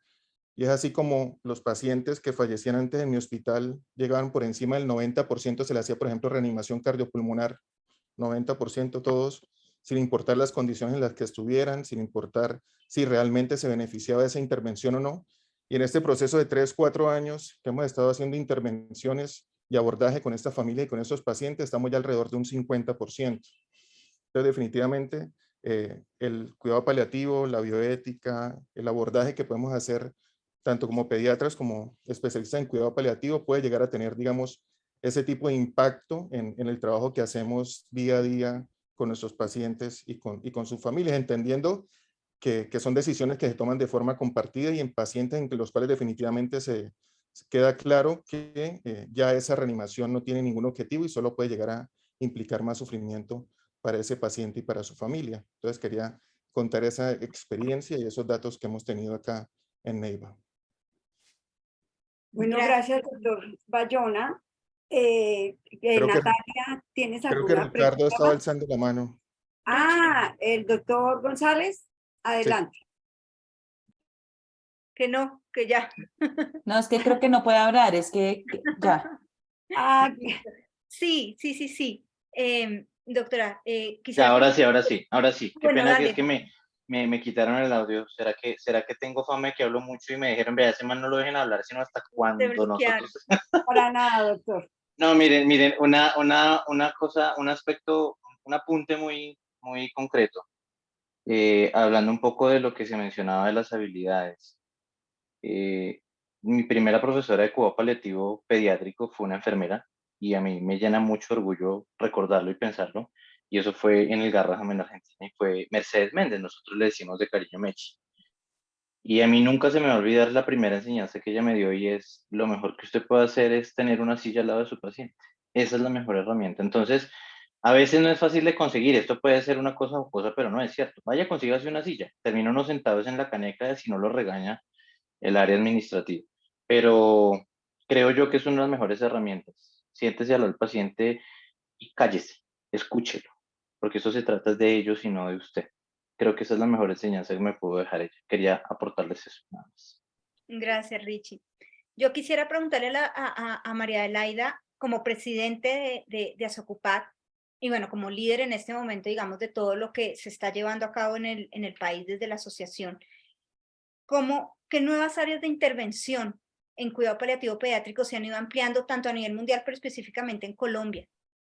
Bueno, yo creo que quisiera mencionar a nivel mundial un par de cosas que creo que podrían ayudar a responder un poco lo que han preguntado en el chat. Primero, hay una cosa bien interesante, y es que parte de lo que se ha demostrado es que las intervenciones de cuidado paliativo son efectivas en la medida en la que hayan un grupo completo de atención en cuidado paliativo. Lo primero que mencionó Natalia y todos hemos mencionado a lo largo de esta conversación es que definitivamente necesitamos tener completitud de los grupos interdisciplinarios. Allá hay un estudio, ya está descrito, en el cual se ha demostrado que las intervenciones tempranas de cuidado paliativo y aún las tardías mejoran en su calidad si hay completitud de los programas. Entonces, una de las cosas en las que hemos venido trabajando desde la asociación y en general en el país es en lograr estrategias de educación y formación que sean transversales no solamente para los médicos, sino que también incluyan todas las otras áreas disciplinares de cuidado paliativo. Entendiendo que nos harán falta muchas cosas, vi en el chat que hay un fonoaudiólogo paliativista que sería, creo que sensacional podernos poner en contacto, pero sí, digamos, trabajando al menos las áreas disciplinares básicas, trabajo social, psicología, enfermería, medicina, e incluir también todas las áreas de soporte emocional, de soporte, espiritual, todo el tema de las terapias fonoaudiología, terapia ocupacional, terapia de lenguaje y de terapia física que nos pueden ayudar. Entonces, digamos que parte de lo que hemos intentado hacer es generar estas estrategias de formación. Sabemos que hay muchas limitantes en cuanto a la contratación y a, de alguna manera, entender que los servicios de cuidado paliativo deben funcionar como clínicas específicas en las que estén interrelacionados todos los miembros del equipo, pero digamos que en la medida en la que también todos presionemos para que existan esas entidades, eso se va a lograr. Creo que es muy importante entender que ese ejercicio también va ligado con esa ley de educación en cuidado paliativo, que no es exclusiva para medicina, sino que también tiene repercusión para enfermería, para trabajo social y psicología, desde el pregrado y también la creación de programas de especialización en posgrado para esas diferentes áreas disciplinares. Es en parte en eso en lo que hemos venido trabajando y en lo que se ha venido desarrollando lo que son los lineamientos de cuidado paliativo pediátrico, uno de los grandes trabajos que nosotros hemos hecho en conjunto con algunos de los pediatras de Asocupac y los pediatras de la sociedad y los que estamos acá, es definitivamente tratar de desarrollar unos lineamientos de atención específicos para cuidado paliativo pediátrico que tengan en cuenta también esa completitud de los programas. Lo que yo creo es que en la medida en la que vayamos creciendo, realmente vamos a poder lograr formar esas unidades. Yo siempre me acuerdo que el doctor Armando Garduño, que es mi profesor, el paliativista de muchos años del Instituto Nacional de Pediatría, decía, usted se va a demorar al menos 10 años en tener una unidad completa. Y bueno, ya vamos 4 trabajando fuertemente en la misma institución y creo que finalmente ese sí es el punto, es decir, sí vamos logrando más cosas y probablemente en algún momento tendremos también una oferta laboral suficiente para que existan otras personas involucradas, entendiendo también que es importante tener completitud de los programas en los diferentes niveles de atención, como mencionó Natalia. Entonces, una de las cosas que uno tendría que entender es que la única forma en la que nosotros podamos lograr cuidado paliativo universal y una cobertura completa en salud para nuestro país es definitivamente a través de la integración de los diferentes niveles de atención. No hay forma de que todos los niños estén en OMA, no hay forma de que todos estén en clínica infantil con subsidio, en el Pablo Tobón o en Mediláser en Neiva. Tenemos que tener en cuenta que la gente vive en diferentes áreas, en diferentes regiones del país y que quizás esas regiones no necesitan tener grupos altísimamente especializados, sino tener grupos bien formados, capaces de tener un paciente en atención primaria, cerca de su casa, cerca de su familia, y que realmente exista un sistema fluido de referencia y contrarreferencia. Digamos, fluido diferente a la fluidez que tenemos nosotros de Miguel, este va para Neiva, va para Gigante Huila, esté pendiente, que es finalmente lo que nosotros hacemos. Y que creo yo que también debería llamarnos a todos como pediatras y como personal que trabaja con niños, que finalmente es lo que nos une a todos y lo que nos ha motivado a nosotros como paliatistas pediatras a trabajar en conjunto con la Sociedad Colombiana de Pediatría, y es que nos une ser pediatra y nos une el interés de lograr una mejor atención para los niños, en definitivamente lograr que los pediatras generales tengan y mantengan ese rol que tienen en mantener el cuidado y el acompañamiento también del paciente con enfermedad crónica, aunque sea en una condición de estabilidad, a que puedan tener realmente un entrenamiento adicional en cuidado paliativo, pero sobre todo a que realmente nosotros logremos integrar todas estas necesidades paliativas a diferentes niveles de atención. Si nosotros no hacemos eso, va a ser muy difícil. Es decir, es como decir, yo necesito neumólogos pediatras en cada esquina del país. Es imposible. Hay gente que no le gusta la neumología pediátrica. Hay gente que no le gusta el cuidado paliativo pediátrico. Pero eso no quiere decir que no debamos todos conocer lo básico. En ese escenario, pues digamos, gran parte de nuestro trabajo ha sido dirigido a generar concientización y cabildeo ante los entes, digamos, ante el Ministerio de Salud, ante el Fondo Nacional de Estupefacientes, para lograr acceso a atención específica por parte de los paliativistas pediatras. Los niños con enfermedades crónicas complejas tienen esa característica, tienen enfermedades crónicas complejas. Los únicos que sabemos las enfermedades crónicas complejas de los niños somos los pediatras, así como yo no sé enfermedades crónicas complejas de los adultos y no quiero saberlas porque soy pediatra y amo a los niños y me gusta ver niños. Entonces, hemos trabajado fuertemente en eso. 2, en generar estas estrategias de educación y en ir cada cierto tiempo a talento humano del Ministerio de Salud para poder concientizarlos en las necesidades específicas que se tienen en el desarrollo de los lineamientos de atención en cuidado paliativo, y un poco un llamado también a la sociedad en general a resaltar la importancia de ese rol de las especialidades pediátricas como pediatría para poder, digamos, garantizar realmente una atención adecuada para los niños y tener un modelo de atención específico. Son esas, digamos, las cosas grandes en las que estamos trabajando y esperamos poder contar con el apoyo de todos ustedes. Muchas gracias. Gracias, Magis. Doctora Vaquero, no sé si Sí. hay alguna pregunta que no se haya respondido en todo este Tenemos conversatorio. voy a tratar de resumirle al equipo de paliativistas y les voy a hacer unas preguntas muy concretas y directas frente a los temas que resumen como las preguntas que hemos tenido en el chat.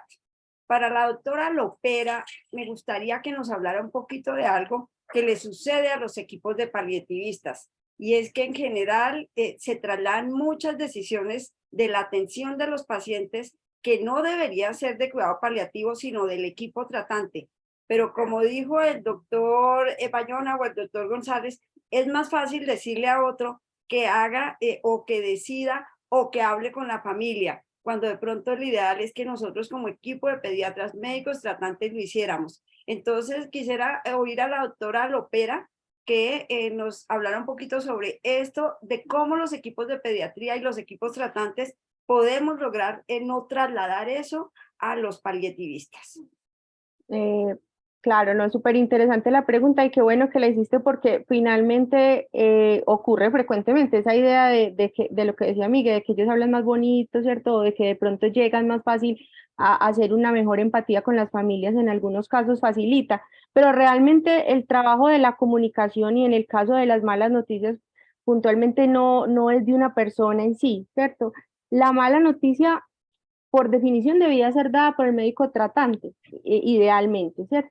Pero digamos la toma de decisiones y el hecho de llegar, por ejemplo, a escenarios como lo es la adecuación del esfuerzo terapéutico, son decisiones que en general son colegiadas y que en la manera en que se tomen de forma multidisciplinaria, pues se deben transmitir a la familia, dejando claro que no es algo primero personal, ¿cierto? O que no es una decisión de un solo especialista, precisamente por la complejidad que en general acompaña a estos niños y que al ser una decisión colegiada pues se ha sopesado muy bien lo que beneficia y no beneficia a cada paciente, que es lo que a veces entra en pugna pues o que es mal recibido por los papás cuando decimos el paciente no se beneficia de ser trasladado a la UCI, ¿cierto? Entonces, digamos que es cierto, o sea, no se debe delegar como tal únicamente al paliativista en estos casos y en las instituciones en las cuales lo hay, sino que sea una decisión colegiada, como les digo, de todos aquellos especialistas o de todas aquellas personas que han estado inmersas en el cuidado de ese niño, a las cuales la familia por lo general ha visto en repetidas ocasiones y por lo tanto sabe que tienen el conocimiento de cómo ha sido la trayectoria de vida de ese paciente, el pronóstico y demás. Entonces, más que ser de una sola persona, vuelvo y retomo, es una decisión generalmente multidisciplinaria que debe ser transmitida a la familia de igual forma, de forma multidisciplinaria.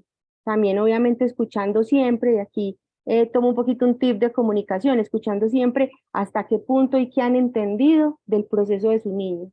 Y eso incluye qué han tenido, qué consideran ellos que es calidad de vida para su niño. Muchas veces metiéndonos por ahí, empezamos a encontrar la misma respuesta, ¿cierto? Si su niño después de esa intervención va a quedar requiriendo una traqueostomía, si su niño además de la gastro, entonces ya va a tener la tráqueos y además va a estar requiriendo un ventilador, cosas de ese tipo van llevando a la misma familia que llegue a la conclusión que naturalmente se va a llegar a tomar en el equipo, que ciertas intervenciones no lo van a beneficiar, le van a mermar o disminuir todo lo que significa o todo lo que en determinado momento puede llegar a disfrutar o no ese paciente y que pueden estar por el contrario generándole más sufrimiento.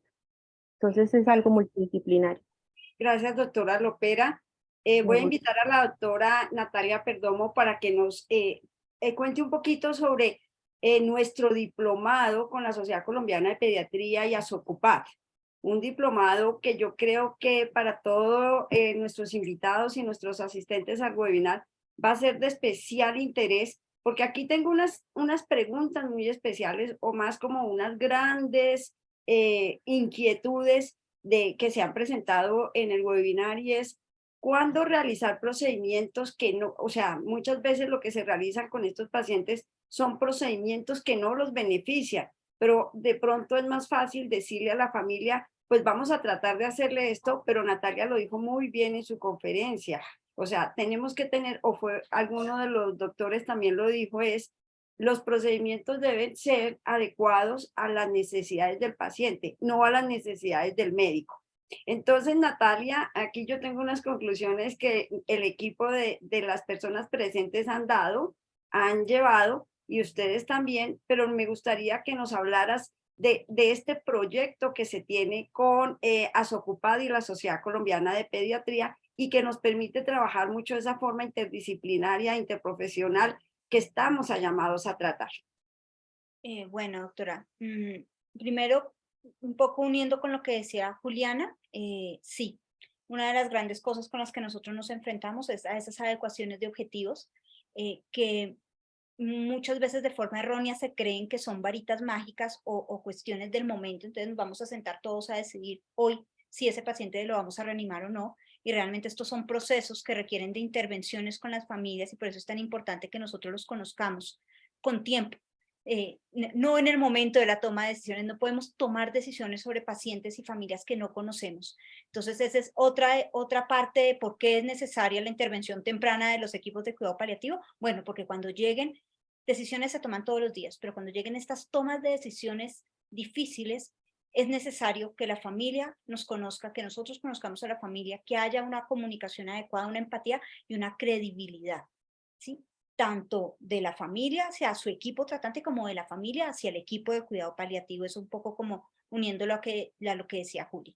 Respecto específicamente a lo que es el tema del diplomado, ya no recuerdo, hace 4 años quizá, nace la iniciativa de realizar un curso básico en cuidado paliativo. Recién estábamos naciendo los programas en el país, y nace esta iniciativa por parte de Asocupac y la Regional Bogotá de la Sociedad Colombiana, y se hacen los primeros cursos básicos. Pero en línea con lo que hemos dicho y han escuchado todos ustedes de la necesidad de que hayan equipos no altamente especializados, pero sí equipos empoderados, profesionales de la salud empoderados en el enfoque de estos pacientes, pues decidimos hacer un diplomado. Esto ya va a ser 2 años que se decide realizar un diplomado que amplíe mucho más los temas y que le permita a los pediatras generales, médicos generales, pediatras con otras especializaciones, inclusive hemos tenido paliativistas de adultos, hemos tenido fisiatras tomando el diplomado, porque realmente pues vemos la necesidad de tener todos estos conocimientos para poder optimizar la atención de los pacientes. Entonces, a razón de eso, desde el año pasado, sí, tenemos el diplomado de cuidado paliativo en niños, niñas y adolescentes. Tenemos un próximo inicio de diplomado ahorita para el 9 de febrero, el cual certifica 150 horas. Es un diplomado con las clases, digamos, en plataforma, que se van abriendo por módulos en la medida en que se va desarrollando el diplomado, pero que se abren las 24 horas del día para que sea hecho al ritmo de cada uno, pero que además cuenta con unos encuentros sincrónicos donde profundizamos o llevamos a casos o a actividades, temas muy específicos que consideramos es necesario que todos sepan. En términos generales, el diplomado dura más o menos 19 semanas, está dividido en 12 módulos en los cuales hemos querido como cubrir gran parte de lo que necesitamos todos saber de cuidado paliativo, pero todos y sobre todo los equipos que trabajan con estos pacientes, aunque no sean equipos de cuidado paliativo exclusivos, ¿sí? Los equipos de atención domiciliaria crónica, las clínicas de alta complejidad. Como les digo, pues hemos tenido perfiles diversos de estudiantes. Entonces tenemos un módulo de conceptos generales, de aspectos bioéticos, donde hablamos todo esto de toma de decisiones. El tema de dolor en pediatría es un módulo muy importante y grande para nosotros, porque es el gran síntoma de estos pacientes, pero es el gran olvidado, y es para el que nos hemos dado cuenta y lo sufrimos en carne propia. Tenemos menos formación y le tenemos miedo además al manejo del dolor pediátrico.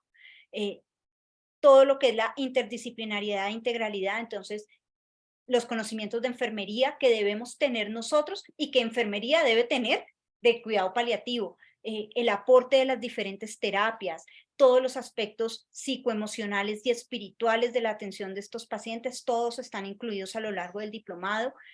Algunos aspectos específicos del cuidado paliativo oncológico, aspectos específicos del cuidado paliativo no oncológico, del perinatal, y pues un módulo, como me escucharon decir, de lo que sigue siendo nuestra área de experticia, que es la atención de final de vida, muy pensado para todos, pues para todos aquellos que se van a enfrentar a la atención de estos pacientes. Sí, respondiendo un poco a las preguntas, como les digo, todo el personal de salud que tenga interacción con estos pacientes, pues se beneficia de lo que estamos compartiendo en el diplomado. Hemos tenido trabajadores sociales, hemos tenido terapeutas de las diferentes áreas de la rehabilitación, nutricionistas también han tomado el diplomado, porque supongo yo, pues trabajan con niños de complejidad crónica o niños oncológicos. Entonces, ese es el diplomado, que como les digo, está pensado, planeado para iniciar ahorita el 9 de febrero y al cual están todos muy invitados. Bueno, me están preguntando cómo se haría para hacer el diplomado. Pueden escribir a los correos de la Sociedad Colombiana de Pediatría su interés en realizarlo y de ahí les pueden enviar toda la información, pero sobre todo quisiéramos compartirles porque ASOCUPAC y la Regional Bogotá, en el contexto de este webinar, digamos que decidieron hacer una atención especial. Estos son los valores que están en este momento vigentes para el diplomado. Como ustedes se dan cuenta, el primer descuento ya finalizó. Ahorita estaríamos en los precios de segundo descuento, que son los que están acá pautados, pero para las personas que asistieron a este webinar y que llenaron, que asistieron a este webinar, se va a mantener hasta el viernes, este viernes 20 a las 4 de la tarde, el pago de primer descuento. Entonces, todos aquellos que estén interesados en realizar el diplomado pueden escribir al correo de la Sociedad Colombiana de Pediatría, se les envían los links de pago y se mantiene a quienes asistieron a este webinar hasta el viernes para que paguen antes de las 4 de la tarde hora Colombia el valor que se tenía del primer descuento para el diplomado. Bueno, ahí les están enviando los links de inscripción a través del chat. No sé, doctora Vaquero, ¿qué más quisiera o le interesaría a usted que les explicara el diplomado o otra cosa que quisiera que profundizáramos? Muchas gracias, doctora Perdomo. Es muy importante que todos tengamos en cuenta que nosotros como pediatras y todas las inquietudes que se han generado hoy en este conversatorio nos invitan a participar de una forma propositiva y dando todas estas ideas frente a que tenemos que tener un mejor conocimiento frente al cuidado paliativo pediátrico. El cuidado paliativo pediátrico es el conocimiento que todos deberíamos tener sobre cómo acompañar a nuestros pacientes. No es solo darle medicina, no es solo hacerles tratamientos médicos, es cómo entender su enfermedad, acompañar a su familia. Y aquí hay algo que me pareció muy interesante y creo que de pronto la doctora María Adelaida nos puede como orientar sobre eso. Cuando decimos cuándo no hacer y cuándo desaprender, porque usted lo dijo muy bien y quiero que nos resalte eso tan importante, porque a veces los médicos aprendimos, como dijo Natalia, y como lo dijo también, lo dijeron todos los demás, a traer la vida. Y a veces los pediatras nos quedamos en que se nos muriera un niño o que un niño no funcionó, no fuera adelante, era un error nuestro. Y de pronto dejamos de lado que no todos los niños van a ser así. Entonces quisiera que este concepto de cuándo no hacer y cuándo desaprender es tan importante en este tema del cuidado paliativo pediátrico. Bueno, una de las cosas que es muy importante para evaluar y definir cuál es el momento específico en el que deberíamos dejar de hacer y reorientarnos en otros esfuerzos para lograr mejorar la calidad de vida de los pacientes, está dirigido definitivamente a cuando nosotros consideramos, por un lado, que pacientes que tienen condiciones que de pronto son agudas o en las que había un tratamiento específico que llevaba a la cura, ya no es una opción. Es decir, por ejemplo, el paciente que tiene una falla de un órgano como el hígado, tiene una falla hepática y no es candidato a trasplante, y eso hace que definitivamente eso que de alguna manera es la cura específica para esa condición clínica ya no se puede aplicar. Y otra de las cosas que es muy importante es cuando nosotros vemos que las intervenciones que se han hecho bien tengan como objetivo mejorar, digamos, controlar la enfermedad o incluso a veces disminuir la carga sintomática, dejan de funcionar. Es decir, cuando no hay respuesta a esa escalada de los tratamientos. Cuando, a pesar de que nosotros hacemos las intervenciones que usualmente hacíamos con otros pacientes, dejan de funcionar. Y otro tema que es muy importante es la capacidad que tiene ese niño para hacer varias cosas. Uno, disfrutar su vida. Y a veces las personas disfrutan muy pocas cosas en su vida como comer, pero las disfrutan. Entonces, dejar de disfrutar cosas que parecen sencillas y que muchas veces en otros escenarios damos por sentadas, empiezan realmente a ser, digamos, unos escenarios que nos deben hacer pensar si lo que nosotros estamos haciendo es realmente dar vida, por así decirlo, o mantener la vida, o simplemente prolongar una situación de sufrimiento. Cuando el paciente pierde su capacidad de comunicarse, no solamente desde el punto de vista verbal, y esto es algo muy importante que en la medida en la que uno empieza a ver pacientes crónicos con diferentes condiciones cognitivas y neurológicas, se entiende que es muy relevante.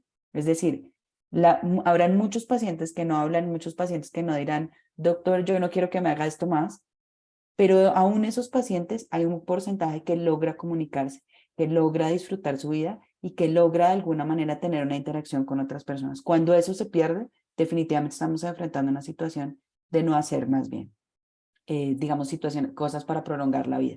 Y una de las cosas que yo creo que es fundamental es cuando un niño deja de sonreír. Y creo que cuando Juliana hablaba de cómo a medida que va pasando el tiempo, los papás empiezan a entender que hay situaciones de su niño que se empiezan a desgastar y que se empiezan a acabar, muchas veces en esas conversaciones surge una cosa terrible y es oír a un papá o una mamá decir, ¿sabe una cosa? Mi hijo ya hace 6 meses no sonríe. Mi hijo ya hace 3 meses no sonríe. Y eso creo que es un marcador fundamental para nosotros. ¿Qué es importante? Saber que tenemos alternativas para manejar los síntomas que generan sufrimiento y que no necesariamente son instaurar terapias de soporte vital.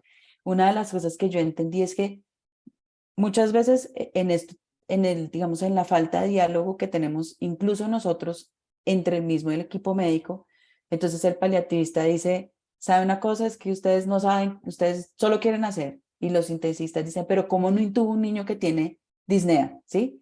Y entonces ahí es cuando uno dice, mire, ¿sabe una cosa? Si lo que queremos es que el paciente no tenga disnea, entonces podríamos usar estas alternativas, usar estas estrategias sin tener que montar una terapia de soporte vital avanzada. Y creo que una de las cosas que uno debería entender es que a todos nos une, en principio, un deseo de disminuir el sufrimiento. Y creo que es finalmente ese disminuir el sufrimiento el que nos puede permitir navegar esas dificultades, digamos, éticas, morales, la falta de estrategias para resolver algunos temas y superar la discusión técnica, ¿sí? Que es el punto. O sea, no todo lo técnicamente viable es correcto.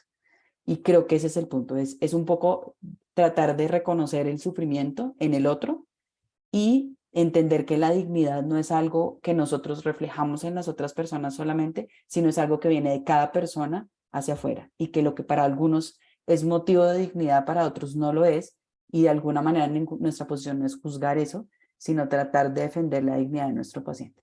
Pensaría yo que es eso, doctora. Muchas gracias, doctora Adelaida. Doctor Bayona, hay una frase que a veces en las instituciones de alta complejidad principalmente escuchamos y cuando tenemos programas de oncología es, ahora sí este niño es de paliativos, porque lo consideran solo al final de vida. ¿Cómo podemos trabajar con los equipos hospitalarios, con los equipos de pediatras que no consideren que el cuidado paliativo, y así se lo dicen a la mamá, ¿no? Ya este niño no es del equipo tratante, sino es de cuidado paliativo. Y dan esa sensación que el cuidado paliativo es como, ya no hay nada más que hacer, ahora es de cuidado paliativo. ¿Cómo trabajamos eso, doctor Bayona? Claro, sí, sí pasa bastante, cada vez menos, como decía María Adelaida hace un rato, pero aún sucede. entendiendo que pues, lo que hablamos desde un comienzo, que definitivamente que el cuidado paliativo no es para el final de vida. Alguien hacía esa pregunta, la vi al comienzo, y decía, ¿cómo entendemos que el cuidado paliativo no es solo el final de vida? Es entendiendo que lo que hacemos en cuidado paliativo es buscar mejorar esa calidad de vida y buscar aliviar ese sufrimiento, y que esas dos intervenciones o esos dos objetivos los podemos lograr, los podemos buscar desde el diagnóstico o en el transcurso de la enfermedad o en el final de vida, ¿sí? Entonces, es importante que los equipos de salud, que las especialidades entiendan ese enfoque o ese modelo de atención en cuidados paliativos, que entiendan, y también alguien lo comentaba ahora, lo mismo que usted decía, doctora, de que definitivamente dentro de un modelo de atención lo que esperamos es que la intervención por el médico tratante inicial sea intensiva y poco a poco, digamos, en la medida en que la evolución no está dentro de la esperada, tenga más intervención de cuidado paliativo y cada vez menos de esa especialidad, pero sin nunca dejar a ese paciente, ¿sí? Que sea algo progresivo y siempre con ese acompañamiento, porque lo que nos terminan diciendo los pacientes cuando les dicen usted pasa a paliativos es que se sienten abandonados, ¿sí? Se sienten abandonados por esa especialidad tratante inicial, sienten que un equipo con el que ya había empatía, con el que ya había inclusive una relación fuerte, de un momento a otro le dijo, como usted dijo, no hay nada más que hacer y ya no eres mi paciente y ya no voy a seguir tratándote. Entonces eso tiene una carga emocional, una carga fuerte para estos pacientes y para estas familias. Y no, lo importante es que en estas especialidades sepan que el cuidado paliativo lo podemos acompañar desde el diagnóstico hasta el final de la vida y podemos trabajar con esa interdisciplinariedad que todos hemos mencionado tantas veces durante esta charla. Doctor Bayona, muchas gracias. Doctora María Adelaida, doctora Lopera, que me pasa el doctor, yo generalmente me aprendo todos los, doctor Ricardo González y por supuesto doctora Natalia Perdomo. Creo que es un grupo y yo personalmente he sido una gran beneficiaria de poder aprender sobre el cuidado paliativo, aprender sobre ese acompañamiento que los pediatras debemos realizar. Nosotros también tenemos un papel importante y era uno de los objetivos de esta charla. Y realmente, como lo dijo la doctora Perdomo, nuestro diplomado lo que quiere es empoderar a ustedes, los que son psicólogos, los que son trabajadores sociales, los que son fonoaudiólogos. Esto es un trabajo en equipo, esto no es el trabajo de una sola persona. Y este trabajo intersectorial, interprofesional e interdisciplinario es lo que realmente hará la diferencia para con nuestros pacientes. Entonces, muchas gracias a todos los participantes. Y no me despido sin antes invitarlos a todos a nuestro próximo webinar en 8 días, que vamos a tratar un tema muy importante y es nuestra revista Pediatría. Les recuerdo que la revista Pediatría el año pasado cumplió 80 años y este webinar lo que nos va a dar es cómo nosotros como pediatras, como paliativistas, como intensivistas, la subespecialidad que tengamos, tenemos retos y oportunidades con nuestra revista, con el trabajo de investigación, con el trabajo que podemos realizar. Qué bonito poder presentar en la revista Pediatría el trabajo que ha venido realizando el grupo de cuidado paliativa. Realmente uno se siente muy orgulloso cuando los escucha a ustedes diciendo, llegamos al país, hemos trabajado. Esa es una experiencia válida y creo que es bien importante que nosotros la podamos contar en nuestra revista Pediatría. Así que todos están invitados a nuestro próximo webinar, Retos y Oportunidades. Vamos a tener, por supuesto, un webinar tan interesante como el día de hoy. Doctores, muchas gracias. Creo que hemos aprendido muchísimo y cualquier inquietud, cualquier propuesta que tengamos, aquí estamos presentes desde la Regional Bogotá. Muchas gracias. Gracias. Gracias a Gracias, todos. doctora Olga. Adiós. Hasta Chao. luego. Hasta luego.